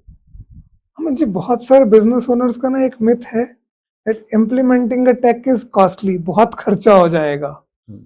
So I would like to ask you कि ऐसे जो tax जो costly नहीं है, बहुत minimum cost में available हैं, जो कोई भी बिजनेस की स्टार्टिंग में यूज कर ले तो वो स्केल कर सकता है. Once they have scaled up they might be going to advance level of software, but थोड़े से टैक्स जो आपके अकॉर्डिंग स्टार्टिंग में इम्प्लीमेंट हो सकते हैं and which are not cost heavy. मैं आपके इस क्वेश्चन के दो आंसर्स दूंगा. पहले तो जो आपने इस क्वेश्चन का पहला पार्ट दिया, मैं उससे एग्री नहीं करता हूं. See, as an entrepreneur and otherwise also as a human being, also as a person, also you have to do a cost benefit analysis of everything. Implementing a tech might be costly at the start, लेकिन वो जो आपको savings करके देगा over a period of time, you have to take into consideration those savings. You might feel कि अगर मैं एक गूगल ऑटोमेशन एक्सपर्ट अपने पास रखता हूं, तो उसके लिए अगर मैं if I am paying let's say 35,000 40,000 per month, तो वो मेरे लिए महंगा हो सकता है. आपको हो सकता है कि लगे कि एक CRM अपने पास 2-2.5 लाख रुपए खर्च के अगर मैं CRM एक अच्छा लगाता हूं, इंटीग्रेटेड CRM लगाता हूं, तो वो मेरे लिए कॉस्टली है. Right? But do not just focus on the upfront cost that is involve. It is an investment in your business, जो कि over a period of 6 months, 1 year, 2 year, 3 year आपको इतना बेनिफिट देके जाएगा कि आपने जो उसके ऊपर स्पेंड किया है वो तो नेग्लिजिबल हो जाएगा. Having said that, coming back to the second part of your question, which was actually your question, I always say कि आप start कीजिए start using Google Sheets in your business. You can get Google Sheet automation at quite reasonable price these days, because there are experts who are working as a freelancer. तो आप Google sheets पे आप अपने चीज़ों को automate करना शुरू कीजिए. वहीं से आप व्हाट्सएप API, जो कि again doesn't cost too much, WhatsApp API को आप इंटीग्रेट करवा सकते हैं. वहीं से डायरेक्टली आप अपने कस्टमर्स को व्हाट्सएप मैसेजेस भेजने शुरू कर सकते हैं. वहीं से आपकी ईमेल इंटीग्रेशन हो सकती है कि आपके कस्टमर को ईमेल चली जाए. आप अपने जो प्रॉस्पेक्ट्स हैं उनको भी गूगल शीट्स के थ्रू ऑटोमेटेड ईमेलिंग करवा सकते हैं, सो दैट वो आपके प्रॉस्पेक्ट्स जो हैं वो आपके लिए आगे चल के फ्यूचर में as a shopper and then a customer convert हो जाएं. तो that all you can start doing using Google Sheets. And as always say, भाई टैली नहीं यूज करना तो एक्सेल शीट तो कम से कम यूज करना शुरू कर दो. लोग अभी भी वो एक मेरी लाल डायरी एक मेरी काली डायरी का सिस्टम लेके चल रहे हैं. At least start using an Excel sheet यार, to manage your accounts, if not Tally. अगर आपको लगता है कि टैली पे भी खर्चा करना ज़्यादा है, हालांकि कुछ भी नहीं है टैली का खर्चा, बट स्टिल माइंडसेट है, लोगों को लगता है, please start using your Excel sheet at least. That's the start at least. We also say कि आप स्टार्ट कीजिए हमेशा टेक यूज करना. आई ऑलवेज से कि CRM होना चाहिए, एक बेसिक सा CRM ले लो, but for the sales follow up CRM needs to be there. And billing obviously हर चीज जितना हम टेक को एंगेज करेंगे अपने बिजनेस में उतने हम बाकी और चीजें कर जाएंगे. और अमित जी हम बात कर रहे थे जितना दिखोगे, पर्टिकुलरली आपने एक स्टेटमेंट बोला कि अदरवाइज लोग आपको भूल जाएंगे. तो इसको बात आती है कस्टमर लॉयल्टी को लाना या कस्टमर रिटेंशन को लाना. So any particular strategy for the customer retention and to bring the brand loyalty among the customers. देखो, मैं ये समझता हूँ कि ब्रांड लॉयल्टी जो है ना, वो एक बड़ा ही सब्जेक्टिव टर्म है. Are the customers really loyal to your brand? I doubt it. Most of the times people are married to their own requirements. मेरे लिए जो अच्छा है मैं उसी के लिए लॉयल हूं. सो पहली चीज तो क्या आपकी प्रोडक्ट कुछ ऐसा पेन पॉइंट एड्रेस करती है जो कोई और नहीं कर रहा. अगर आपके पास ऐसा प्रोडक्ट है, it will automatically drive loyalty. या फिर आपका प्रोडक्ट जो है वो एक ऐसा स्टेटस एनहांसमेंट आपके कस्टमर को दे रहा है कि उसको लगता है कि ये चीज मेरे पास है तो मेरा स्टेटस माना जाएगा मार्केट में, सोसाइटी में, वरना नहीं माना जाएगा. Then you will stay loyal, right? So brand loyalty को तो मैं खैर सब्जेक्टिव मानता हूं, बिकॉज इसको अचीव करने के अलग अलग तरीके हो सकते हैं. कस्टमर रिटेंशन में मैं बहुत ज्यादा बिलीव करता हूं, because if someone is your customer, they are 78% more likely to purchase from you as compared to a fresh prospect. जिसने आपसे एक बार ही खरीदा है as compared to a new person, उनके 78% ज्यादा चांसेस हैं आपसे दोबारा खरीदने के. And it is always less costlier to bring back a existing customer as compared to a new customer. आपसे ज्यादा बेटर मुझे लगता नहीं कि being into the field that you are, customer acquisition cost कितनी हाई है आज की डेट में, you can guide that better, right? So it is easier for you to make your existing customer buy from you again as compared to a new prospect buying from you. Customer retention के लिए अगर मैं एक strategy अगर मैं कहूं, वो क्या है? Do whatever you are doing for your customer better than your competition, quicker than your competition, and in a way that is recognized by your customer. ये तीनों चीजें बहुत इंपॉर्टेंट है आज के टाइम में स्पेशली. डोंट थिंक कि मेरा कॉम्पिटिटर भी तो यही चीज प्रोवाइड कर रहा है. If you can provide it better, quicker, faster than your competitor, you would ace the game. Because मुझे आज की डेट में ना, ये जो सोसाइटी, ये जो जनरेशन है ना, we want everything quick, fast, अभी मुंह से चीज निकाली और अभी पूरी होनी चाहिए, ठीक है ना? दैट इज वाई आज हमारे पास इतना भी वो नहीं है कि हम घर से उठ के जाके कहीं से खाना पैक करवा के ले आए. हमें होता है कि ऑर्डर करो और चल पड़े उधर से स्विगी के through. That's why Swiggy is growing, right? हमें क्यों 10 मिनट में ब्लिंकिट से हमें अपना ग्रोसरी चाहिए? We want everything quick. तो कस्टमर रिटेंशन के लिए आज की डेट में अगर आप तेज सर्विस, बेटर सर्विस प्रोवाइड कर सकते हैं अपने कॉम्पिटिटर से, ठीक है, तो आपका कस्टमर आपके साथ रिटेंशन रहेगा ही रहेगा. Work on not just good customer service, work on customer delight. क्या आप अपने कस्टमर के लिए एक डिलाइटफुल एक्सपीरियंस प्रोवाइड कर सकते हो? सो मच सो दैट वो आपके अलावा किसी और के बारे में सोचे ही नहीं. That's the best mantra for retaining your existing customers, is what I would guide. Amit ji, क्या हम इस चीज को कोई प्रैक्टिकल एग्जांपल के साथ और ज्यादा एक्सप्लेन कर पाएंगे अपनी ऑडियंस को? Absolutely. So I have a client who is running a restaurant. So when we started working, उनका client base जो था वो काफी low था. They were on the verge कि they were thinking of closing it down, and probably somebody guided them कि नहीं, तुम किसी से mentorship लेके देखो, and that's why they came on board, connected with me, and they started services. It was more like कि चल यार 3 महीने ये भी करके देख लेते हैं. To be very honest, I could very well judge from the initial interactions. It was like कि चलो 3 महीने ये भी करके देखते हैं. So they were almost on the verge of closing down.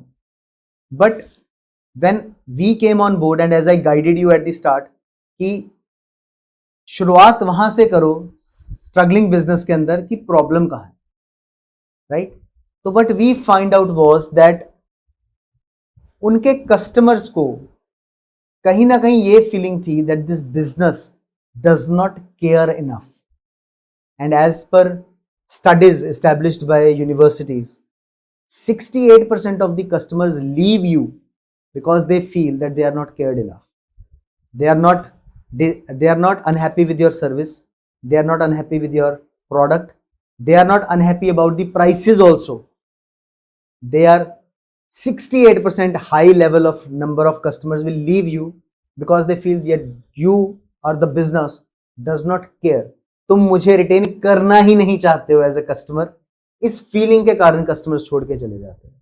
तो as soon as I walked into their business, started the coaching program, तो आई फाउंड आउट कि उनके बिजनेस के अंदर और उनके रेस्टोरेंट के अंदर जो कस्टमर सर्विस थी उसके ऊपर फोकस बहुत ज़्यादा नहीं था. They had good chefs, good preparation, good ambience, but customer service was missing. तो हमने फीडबैक का सबसे पहले तो सिस्टम इम्प्लीमेंट करवाया कि स्टार्ट कलेक्टिंग फीडबैक. अगर दिन में 10 कस्टमर भी आ रहे हैं, 2 भी आ रहे हैं, they should not go back without leaving a feedback. तो उसके लिए फिर उनका सवाल होता था कि लोग भरना नहीं चाहते, तो we started giving incentive for filling the feedback form, right? कि अगर आप ये फीडबैक फॉर्म भरेंगे तो हम आपको एडिशनल 5% डिस्काउंट दे देंगे, राइट? तो ऐसे हमने इंसेंटिव्स भी देने शुरू किए and we started gathering feedback. But अकेला फीडबैक गैदर करने से कुछ नहीं होता. अगेन वही बात है, action. We started implementing the feedback that people were giving. और उसके अंदर हमें एक ही चीज बार बार घूम फिर के एक ही बात सामने आ रही थी, and that was lack of focus on good customer service. We started improving on that aspect. एक छोटी सी एग्जांपल मैं उसमें देता हूँ कि हमने क्या किया. हमने जब कस्टमर का पर्सोना फीड करना शुरू किया सिस्टम के अंदर कि ये है कस्टमर, फ़ोन नंबर से फिलिंग करवाई हमने, जब फीडबैक फॉर्म पे भरा तो हमने उनकी साथ में चॉइसेस भी भरनी शुरू की कि इन्होंने क्या ऑर्डर किया है, ठीक है, इन्होंने क्या ऑर्डर किया है. तो जब हम लोग इस तरीके से रिपीट कस्टमर्स को उनके ऑर्डर्स के बारे में पूछने लगे कि जी ये चीज़ क्या आप will you want the regular dal makhani और डिफरेंट थिंग, तो जब हम ऐसी चीज़ें हमने पूछनी शुरू की तो कहीं ना कहीं कस्टमर्स को लगा कि they are investing into their good experience. वहाँ से टर्न अराउंड धीरे धीरे होना शुरू हुआ और आज की डेट में आई बिलीव कि they have almost tripled the number of customers that they are serving today as compared to what they used to serve about 12-13 months back. So that is one turnaround story I can totally guide on customer retention, how you can focus on good customer retention. Amit ji, बहुत ही amazing story है and I believe जो भी restaurant owners हैं उनके लिए बहुत बड़ी लर्निंग भी है यहाँ से, अगर कोई इम्प्लीमेंट करना चाहे तो. Absolutely. अमित जी, एक चीज़ और है जो मैंने देखा है या जानना चाहता हूँ. बिजनेस में ना सबसे बड़ा फियर जो होता है वो होता है फेलियर का. ये कर रहा हूँ, चलेगा या नहीं चलेगा, बहुत बड़ा रिस्क है, पैसा इन्वेस्ट कर दिया. So is there any particular advice और strategy to overcome the fear of failure for the business? देखिए, अगर आपको फेल होने से डर लगता है, you are in the wrong place. You should be doing a job, not a business. That is number one thing. Business, running a business is, it is akin to risk taking. Entrepreneurship is not an easy set of game. इसके अंदर risk तो involve है, but as is always said, failure is proof that you are doing something, trying to improve, growing. तो कोई भी चीज़ अपने first iteration में कभी भी अच्छी नहीं होती. आप ज़रूर चीज़ों को इम्प्लीमेंट कीजिए, आप उसको what we call in our language, action coach language, test and measure कीजिए. ठीक है, अगर आपने उसको टेस्ट एंड मेजर किया है and if you can concretely see that this thing is not working, then you need to leave it aside and start something, trying something new. Even अगर आप आपके अपने फील्ड में डिजिटल मार्केटिंग में देखते हो, हम कई बार एड कॉपीज बनाते हैं, ए एंड बी टेस्टिंग करते हैं. If B is doing better तो वी विल जंक दिए वाला थिंग आफ्टर 2-3 days, राइट? तो टेस्ट और मेजर करो हर चीज को before rejecting anything, but don't be fearful of failure. कोशिश करोगे, हार तो होगी, लेकिन वो हार नहीं होती, it is a learning lesson. You have learned something. There is no failure. There is no failure. Either you will win or you will learn. So learn, and what do you learn? What not to be done again. That is a bigger lesson in business, right?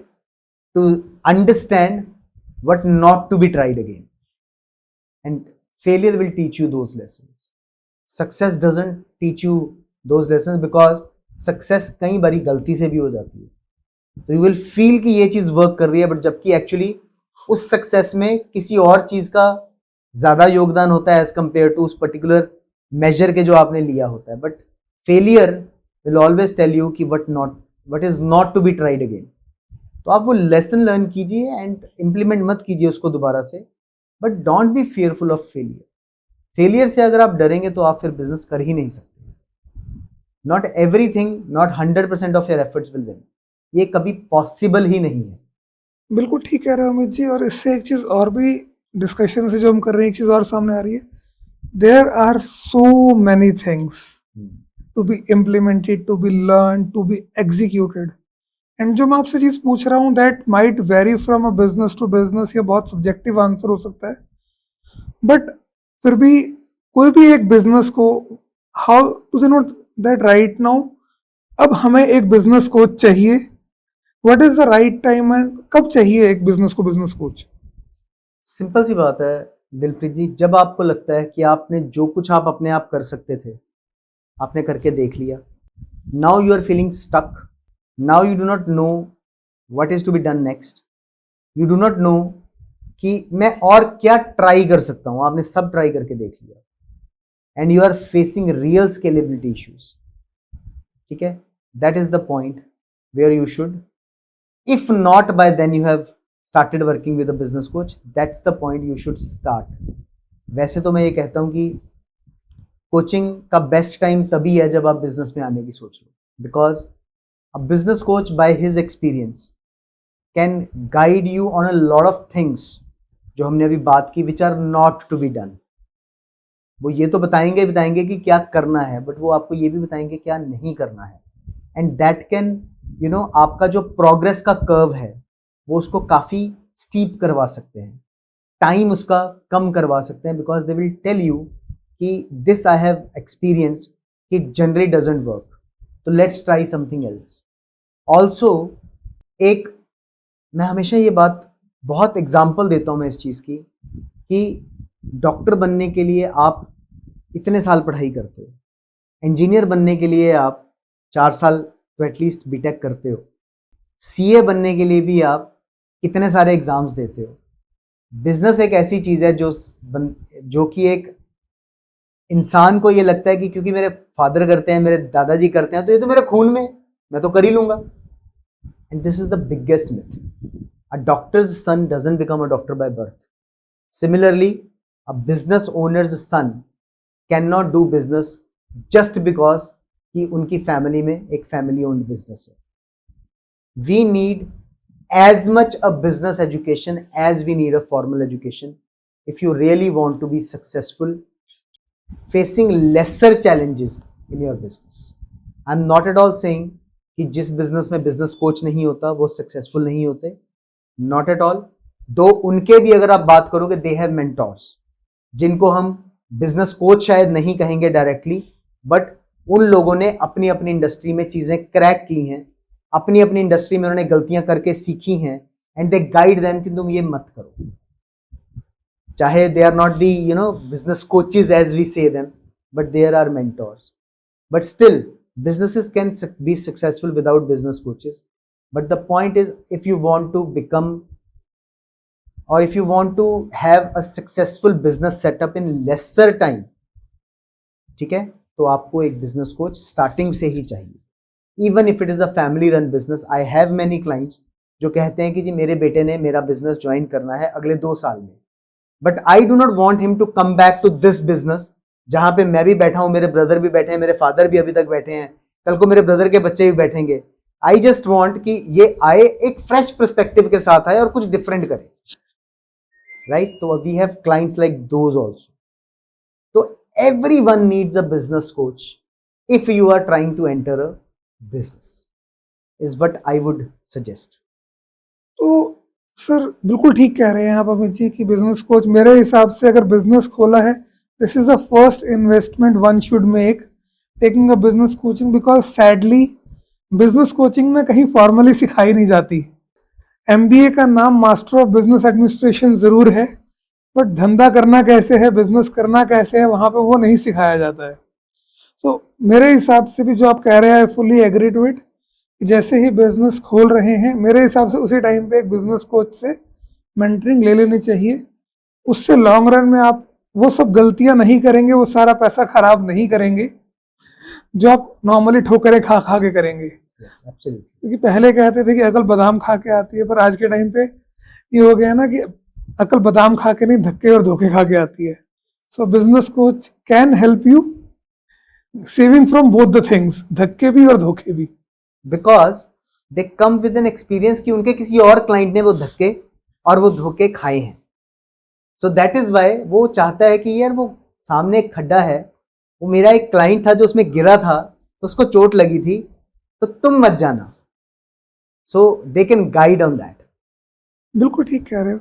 और एक चीज और भी है particularly जो मैंने अपनी life में पर्सनली एक्सपीरियंस किया, कि जब भी हम कोचिंग ले रहे होते हैं ना, चाहे वो बिजनेस कोचिंग है, वो खाली बिजनेस में हेल्प नहीं करता है, वो पर्सनल ग्रोथ में बहुत ज़्यादा हेल्प करता है. It helps on the personal side, it helps on the spouse side. Spouse तो चलो नहीं है अभी मेरा, but it also helps on the personal growth. Family से रिलेशंस बेटर हो जाते हैं, पर्सनल स्पेस में रिलेशंस बेटर हो जाते हैं, और बहुत सारी चीज़ें हैं. आई बिलीव आप भी एग्री करेंगे मेरी इस चीज़ से.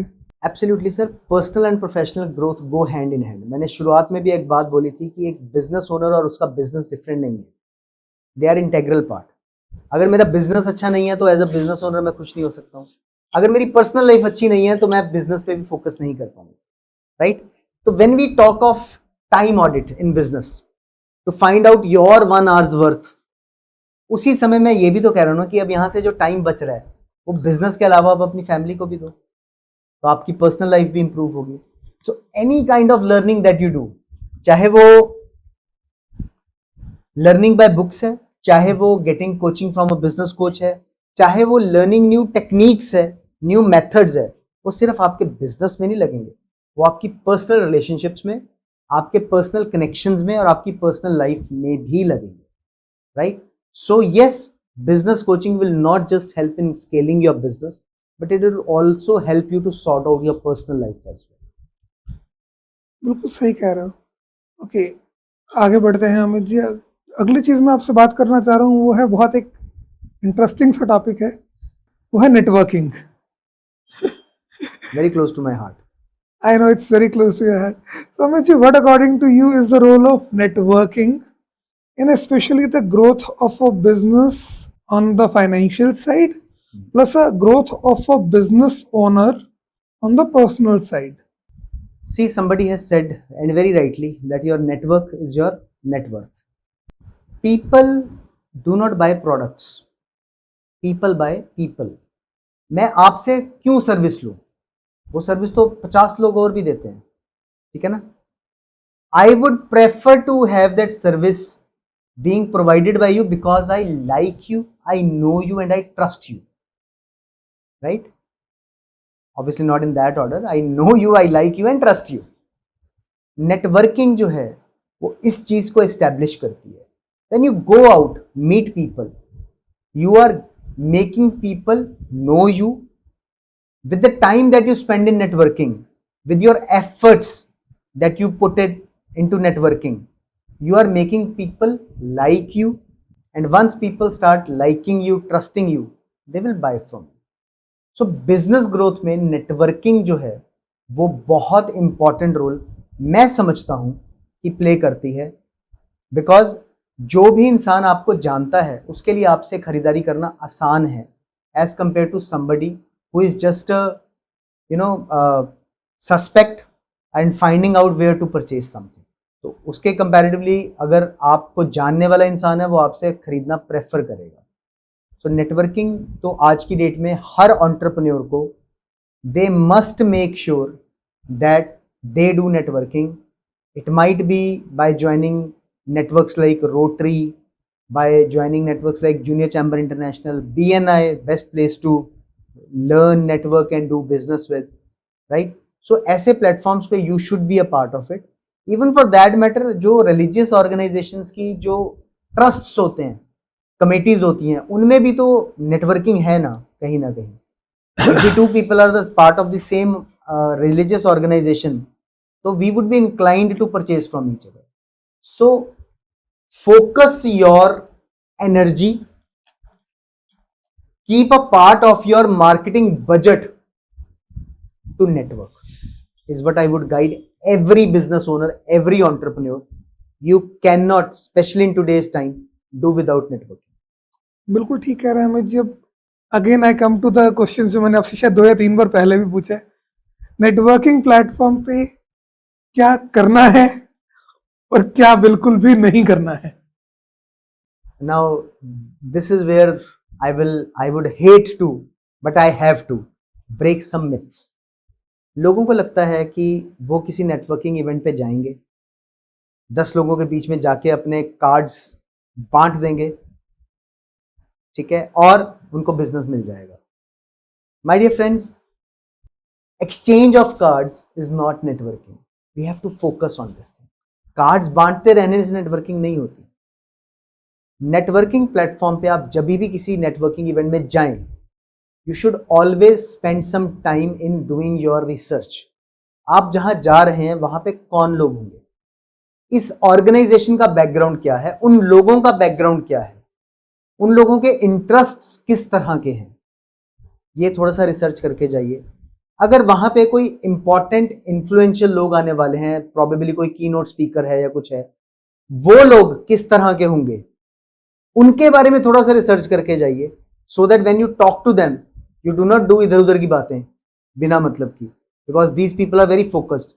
दे want to come straight to the point. So if you go to a person and just ask them कि ओके हाउ इज एवरीथिंग, आपकी फैमिली में सब कैसा चल रहा है, काम कैसा चल रहा है, they won't be interested, right? But if you come straight to the point कि आपकी वो जो अर्जेंटीना वाली डील थी, I am very much inspired by that deal. How were you able to crack it? In the snap of a finger, you are now making that guy interested in you because you have done some research. So do some research कि उन लोगों के बारे में, organisation के बारे में, so that you ask intelligent questions. I always say it is more important to be interested in others rather than being interesting. लोगों को लगता है कि जाएंगे, अच्छी बातें करेंगे, ज्यादा बोलेंगे, हो गई नेटवर्किंग. ऐसा नहीं होता. You should be ready to ask interesting, intelligent questions and then listen. Active listening is the foundation of networking. अगर आप लोगों से सवाल करके उनसे बातें पूछेंगे और सुनेंगे, सुनने के लिए सुनेंगे, ना कि जवाब देने के लिए, then you will make more meaningful connections at a networking event. And जो आपने कहा क्या बिल्कुल भी नहीं करना है, do not go to a networking event in search of work. It is a crime, sin, greatest blunder that anybody can do.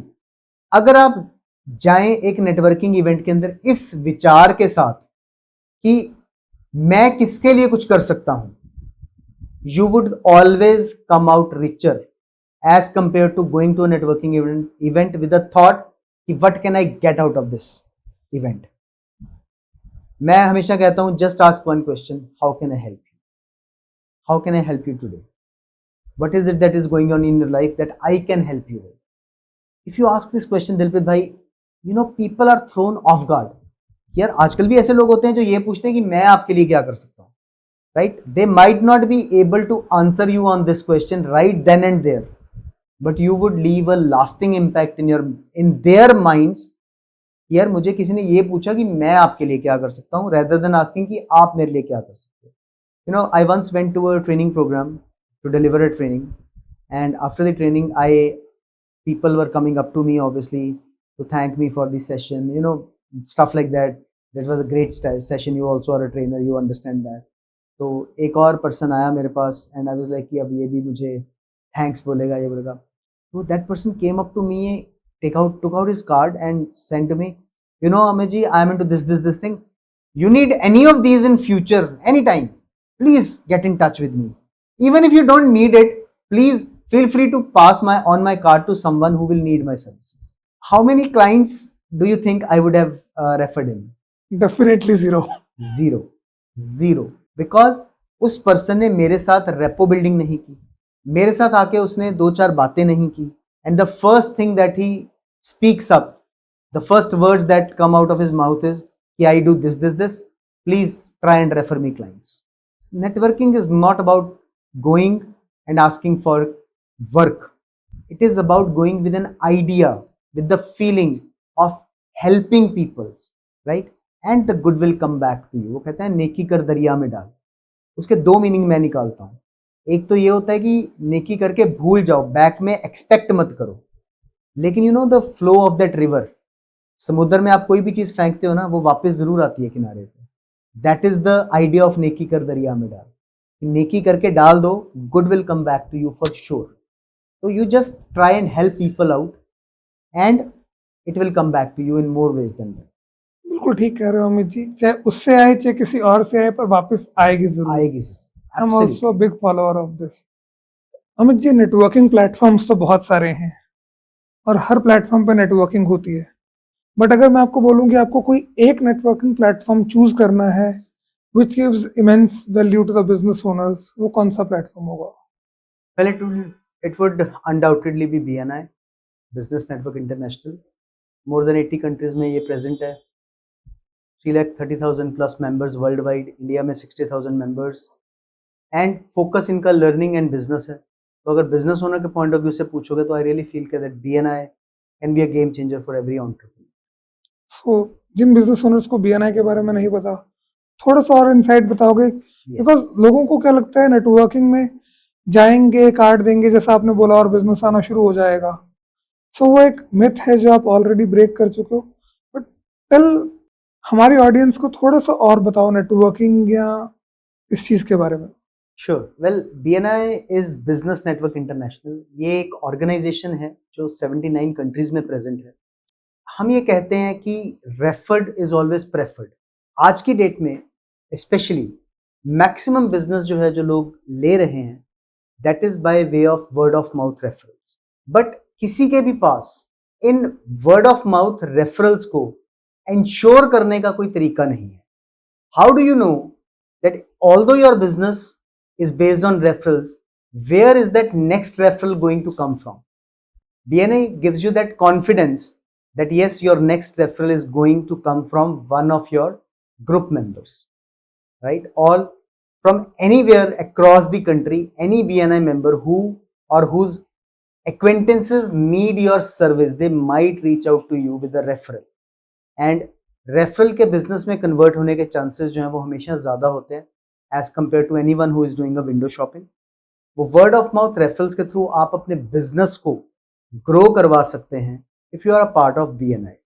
इसी premise के ऊपर काम करते हुए पिछले एक साल के अंदर इंडिया में हमारे मेंबर्स ने ऑलमोस्ट 40,000 CR का बिजनेस किया है, राइट? और उसी इतने बड़े बिजनेस वॉल्यूम का चंक हर मेंबर के लिए अवेलेबल है if they become a part of this platform. So join BNI if you want to learn, if you want to network, if you want to network with the who's who of your town, if you want to learn from their best business practices and also learn from the best of speakers, management gurus from across the globe, because BNI का वो भी एक additional importance है कि आपको बड़े बड़े thinkers के, authors के sessions जो हैं वो मिलते हैं through a different platform of BNI which is called BNI University. So आप अपनी business re-education के लिए and to change the way you do business, you must join BNI. Thank you so much for the great insights on BNI Amit ji. चलिए अब इस treadmill की थोड़ी सी रफ्तार बढ़ाते हैं और थोड़े से डिफरेंट क्वेश्चंस भी आते हैं।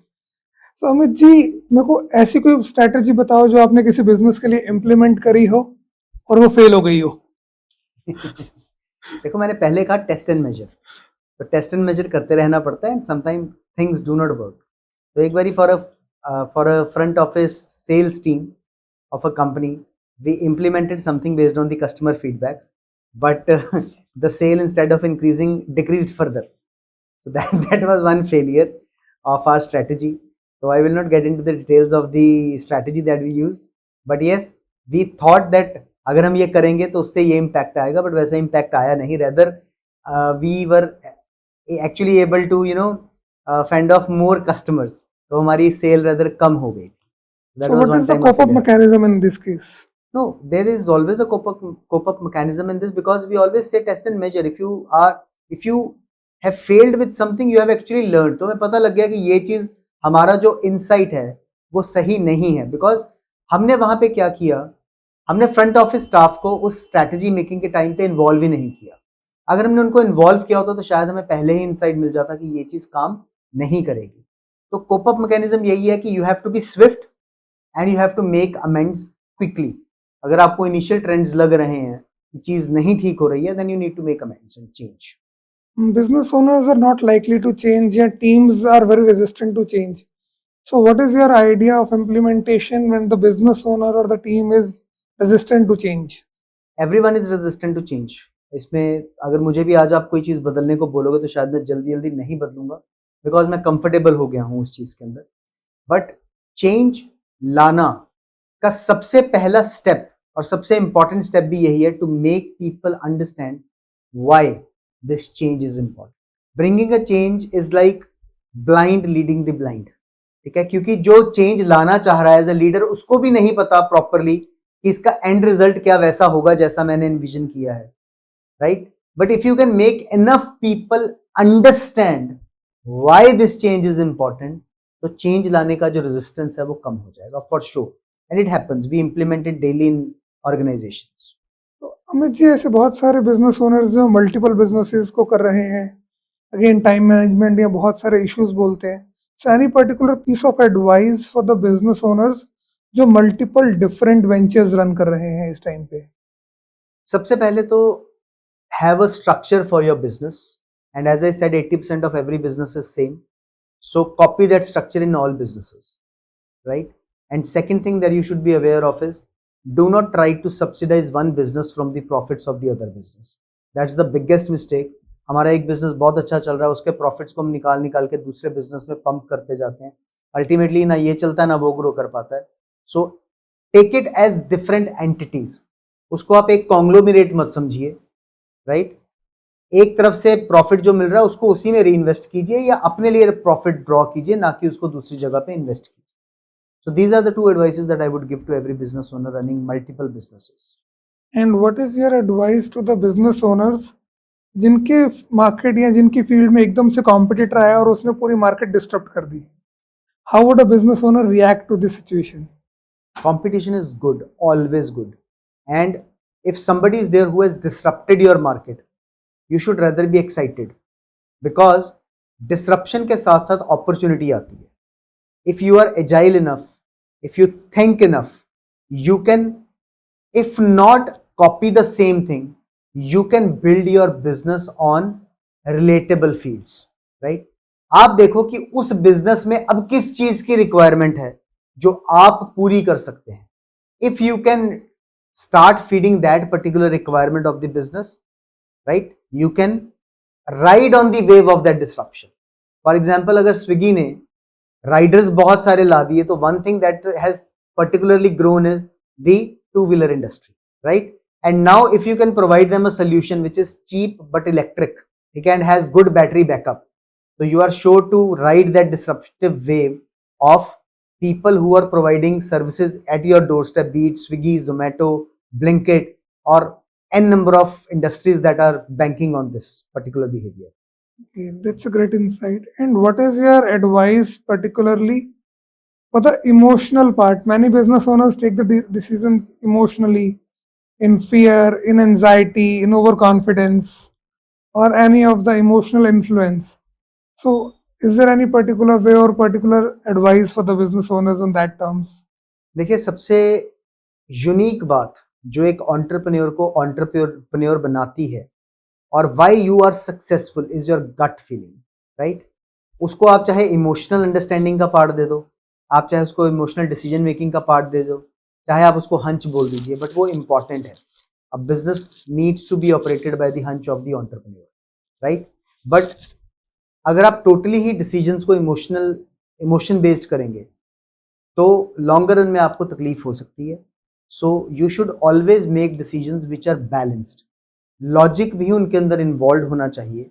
This is what I feel. और even if you are making a decision based on emotion, you should be able to back it up by enough logic कि हाँ, अगर हम ये करते हैं तो ये लॉजिक के कारण हम लोग सक्सेसफुल हो सकते हैं. And this brings me to the last question of this session. Especially this question is for the first generation business owners like me. एक चीज मैं अपने लिए भी पूछ लूं.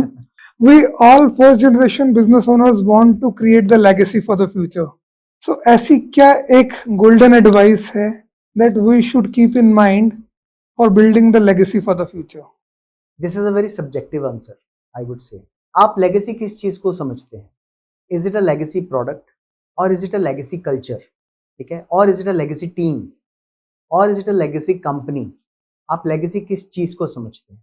अगर आपके बनाए हुए प्रोडक्ट से इनफ लोगों की जिंदगी में चेंज आ रहा है, doing business responsibly, bringing a change in the lives of your customers, your teams, your suppliers, your vendors, and every one of your clients, trust me, you would be living a business which has a legacy, right? So legacy आपके लिए क्या है, उसके हिसाब से इस question का answer vary करेगा. But honesty and customer delight have no substitute. आपकी टीम भी आपका कस्टमर है, राइट? उनको भी कस्टमर की नज़र से देखिए कि जैसे कस्टमर के लिए you will go out of your way for your team as well, and that for sure will help you leave a legacy and make your business a legacy business. So ये थे हमारे साथ mister Amit Bansal from Action Coach, a renowned business coach who has transformed many businesses. अगर आप इनसे connect करना चाहते हैं तो मैं इनकी वेबसाइट का लिंक डिस्क्रिप्शन बॉक्स में छोड़ दूंगा. अगर आपको इस पॉडकास्ट से कोई भी वैल्यू मिली है तो please do like us, share us and subscribe us. Thank you. The talk treadmill.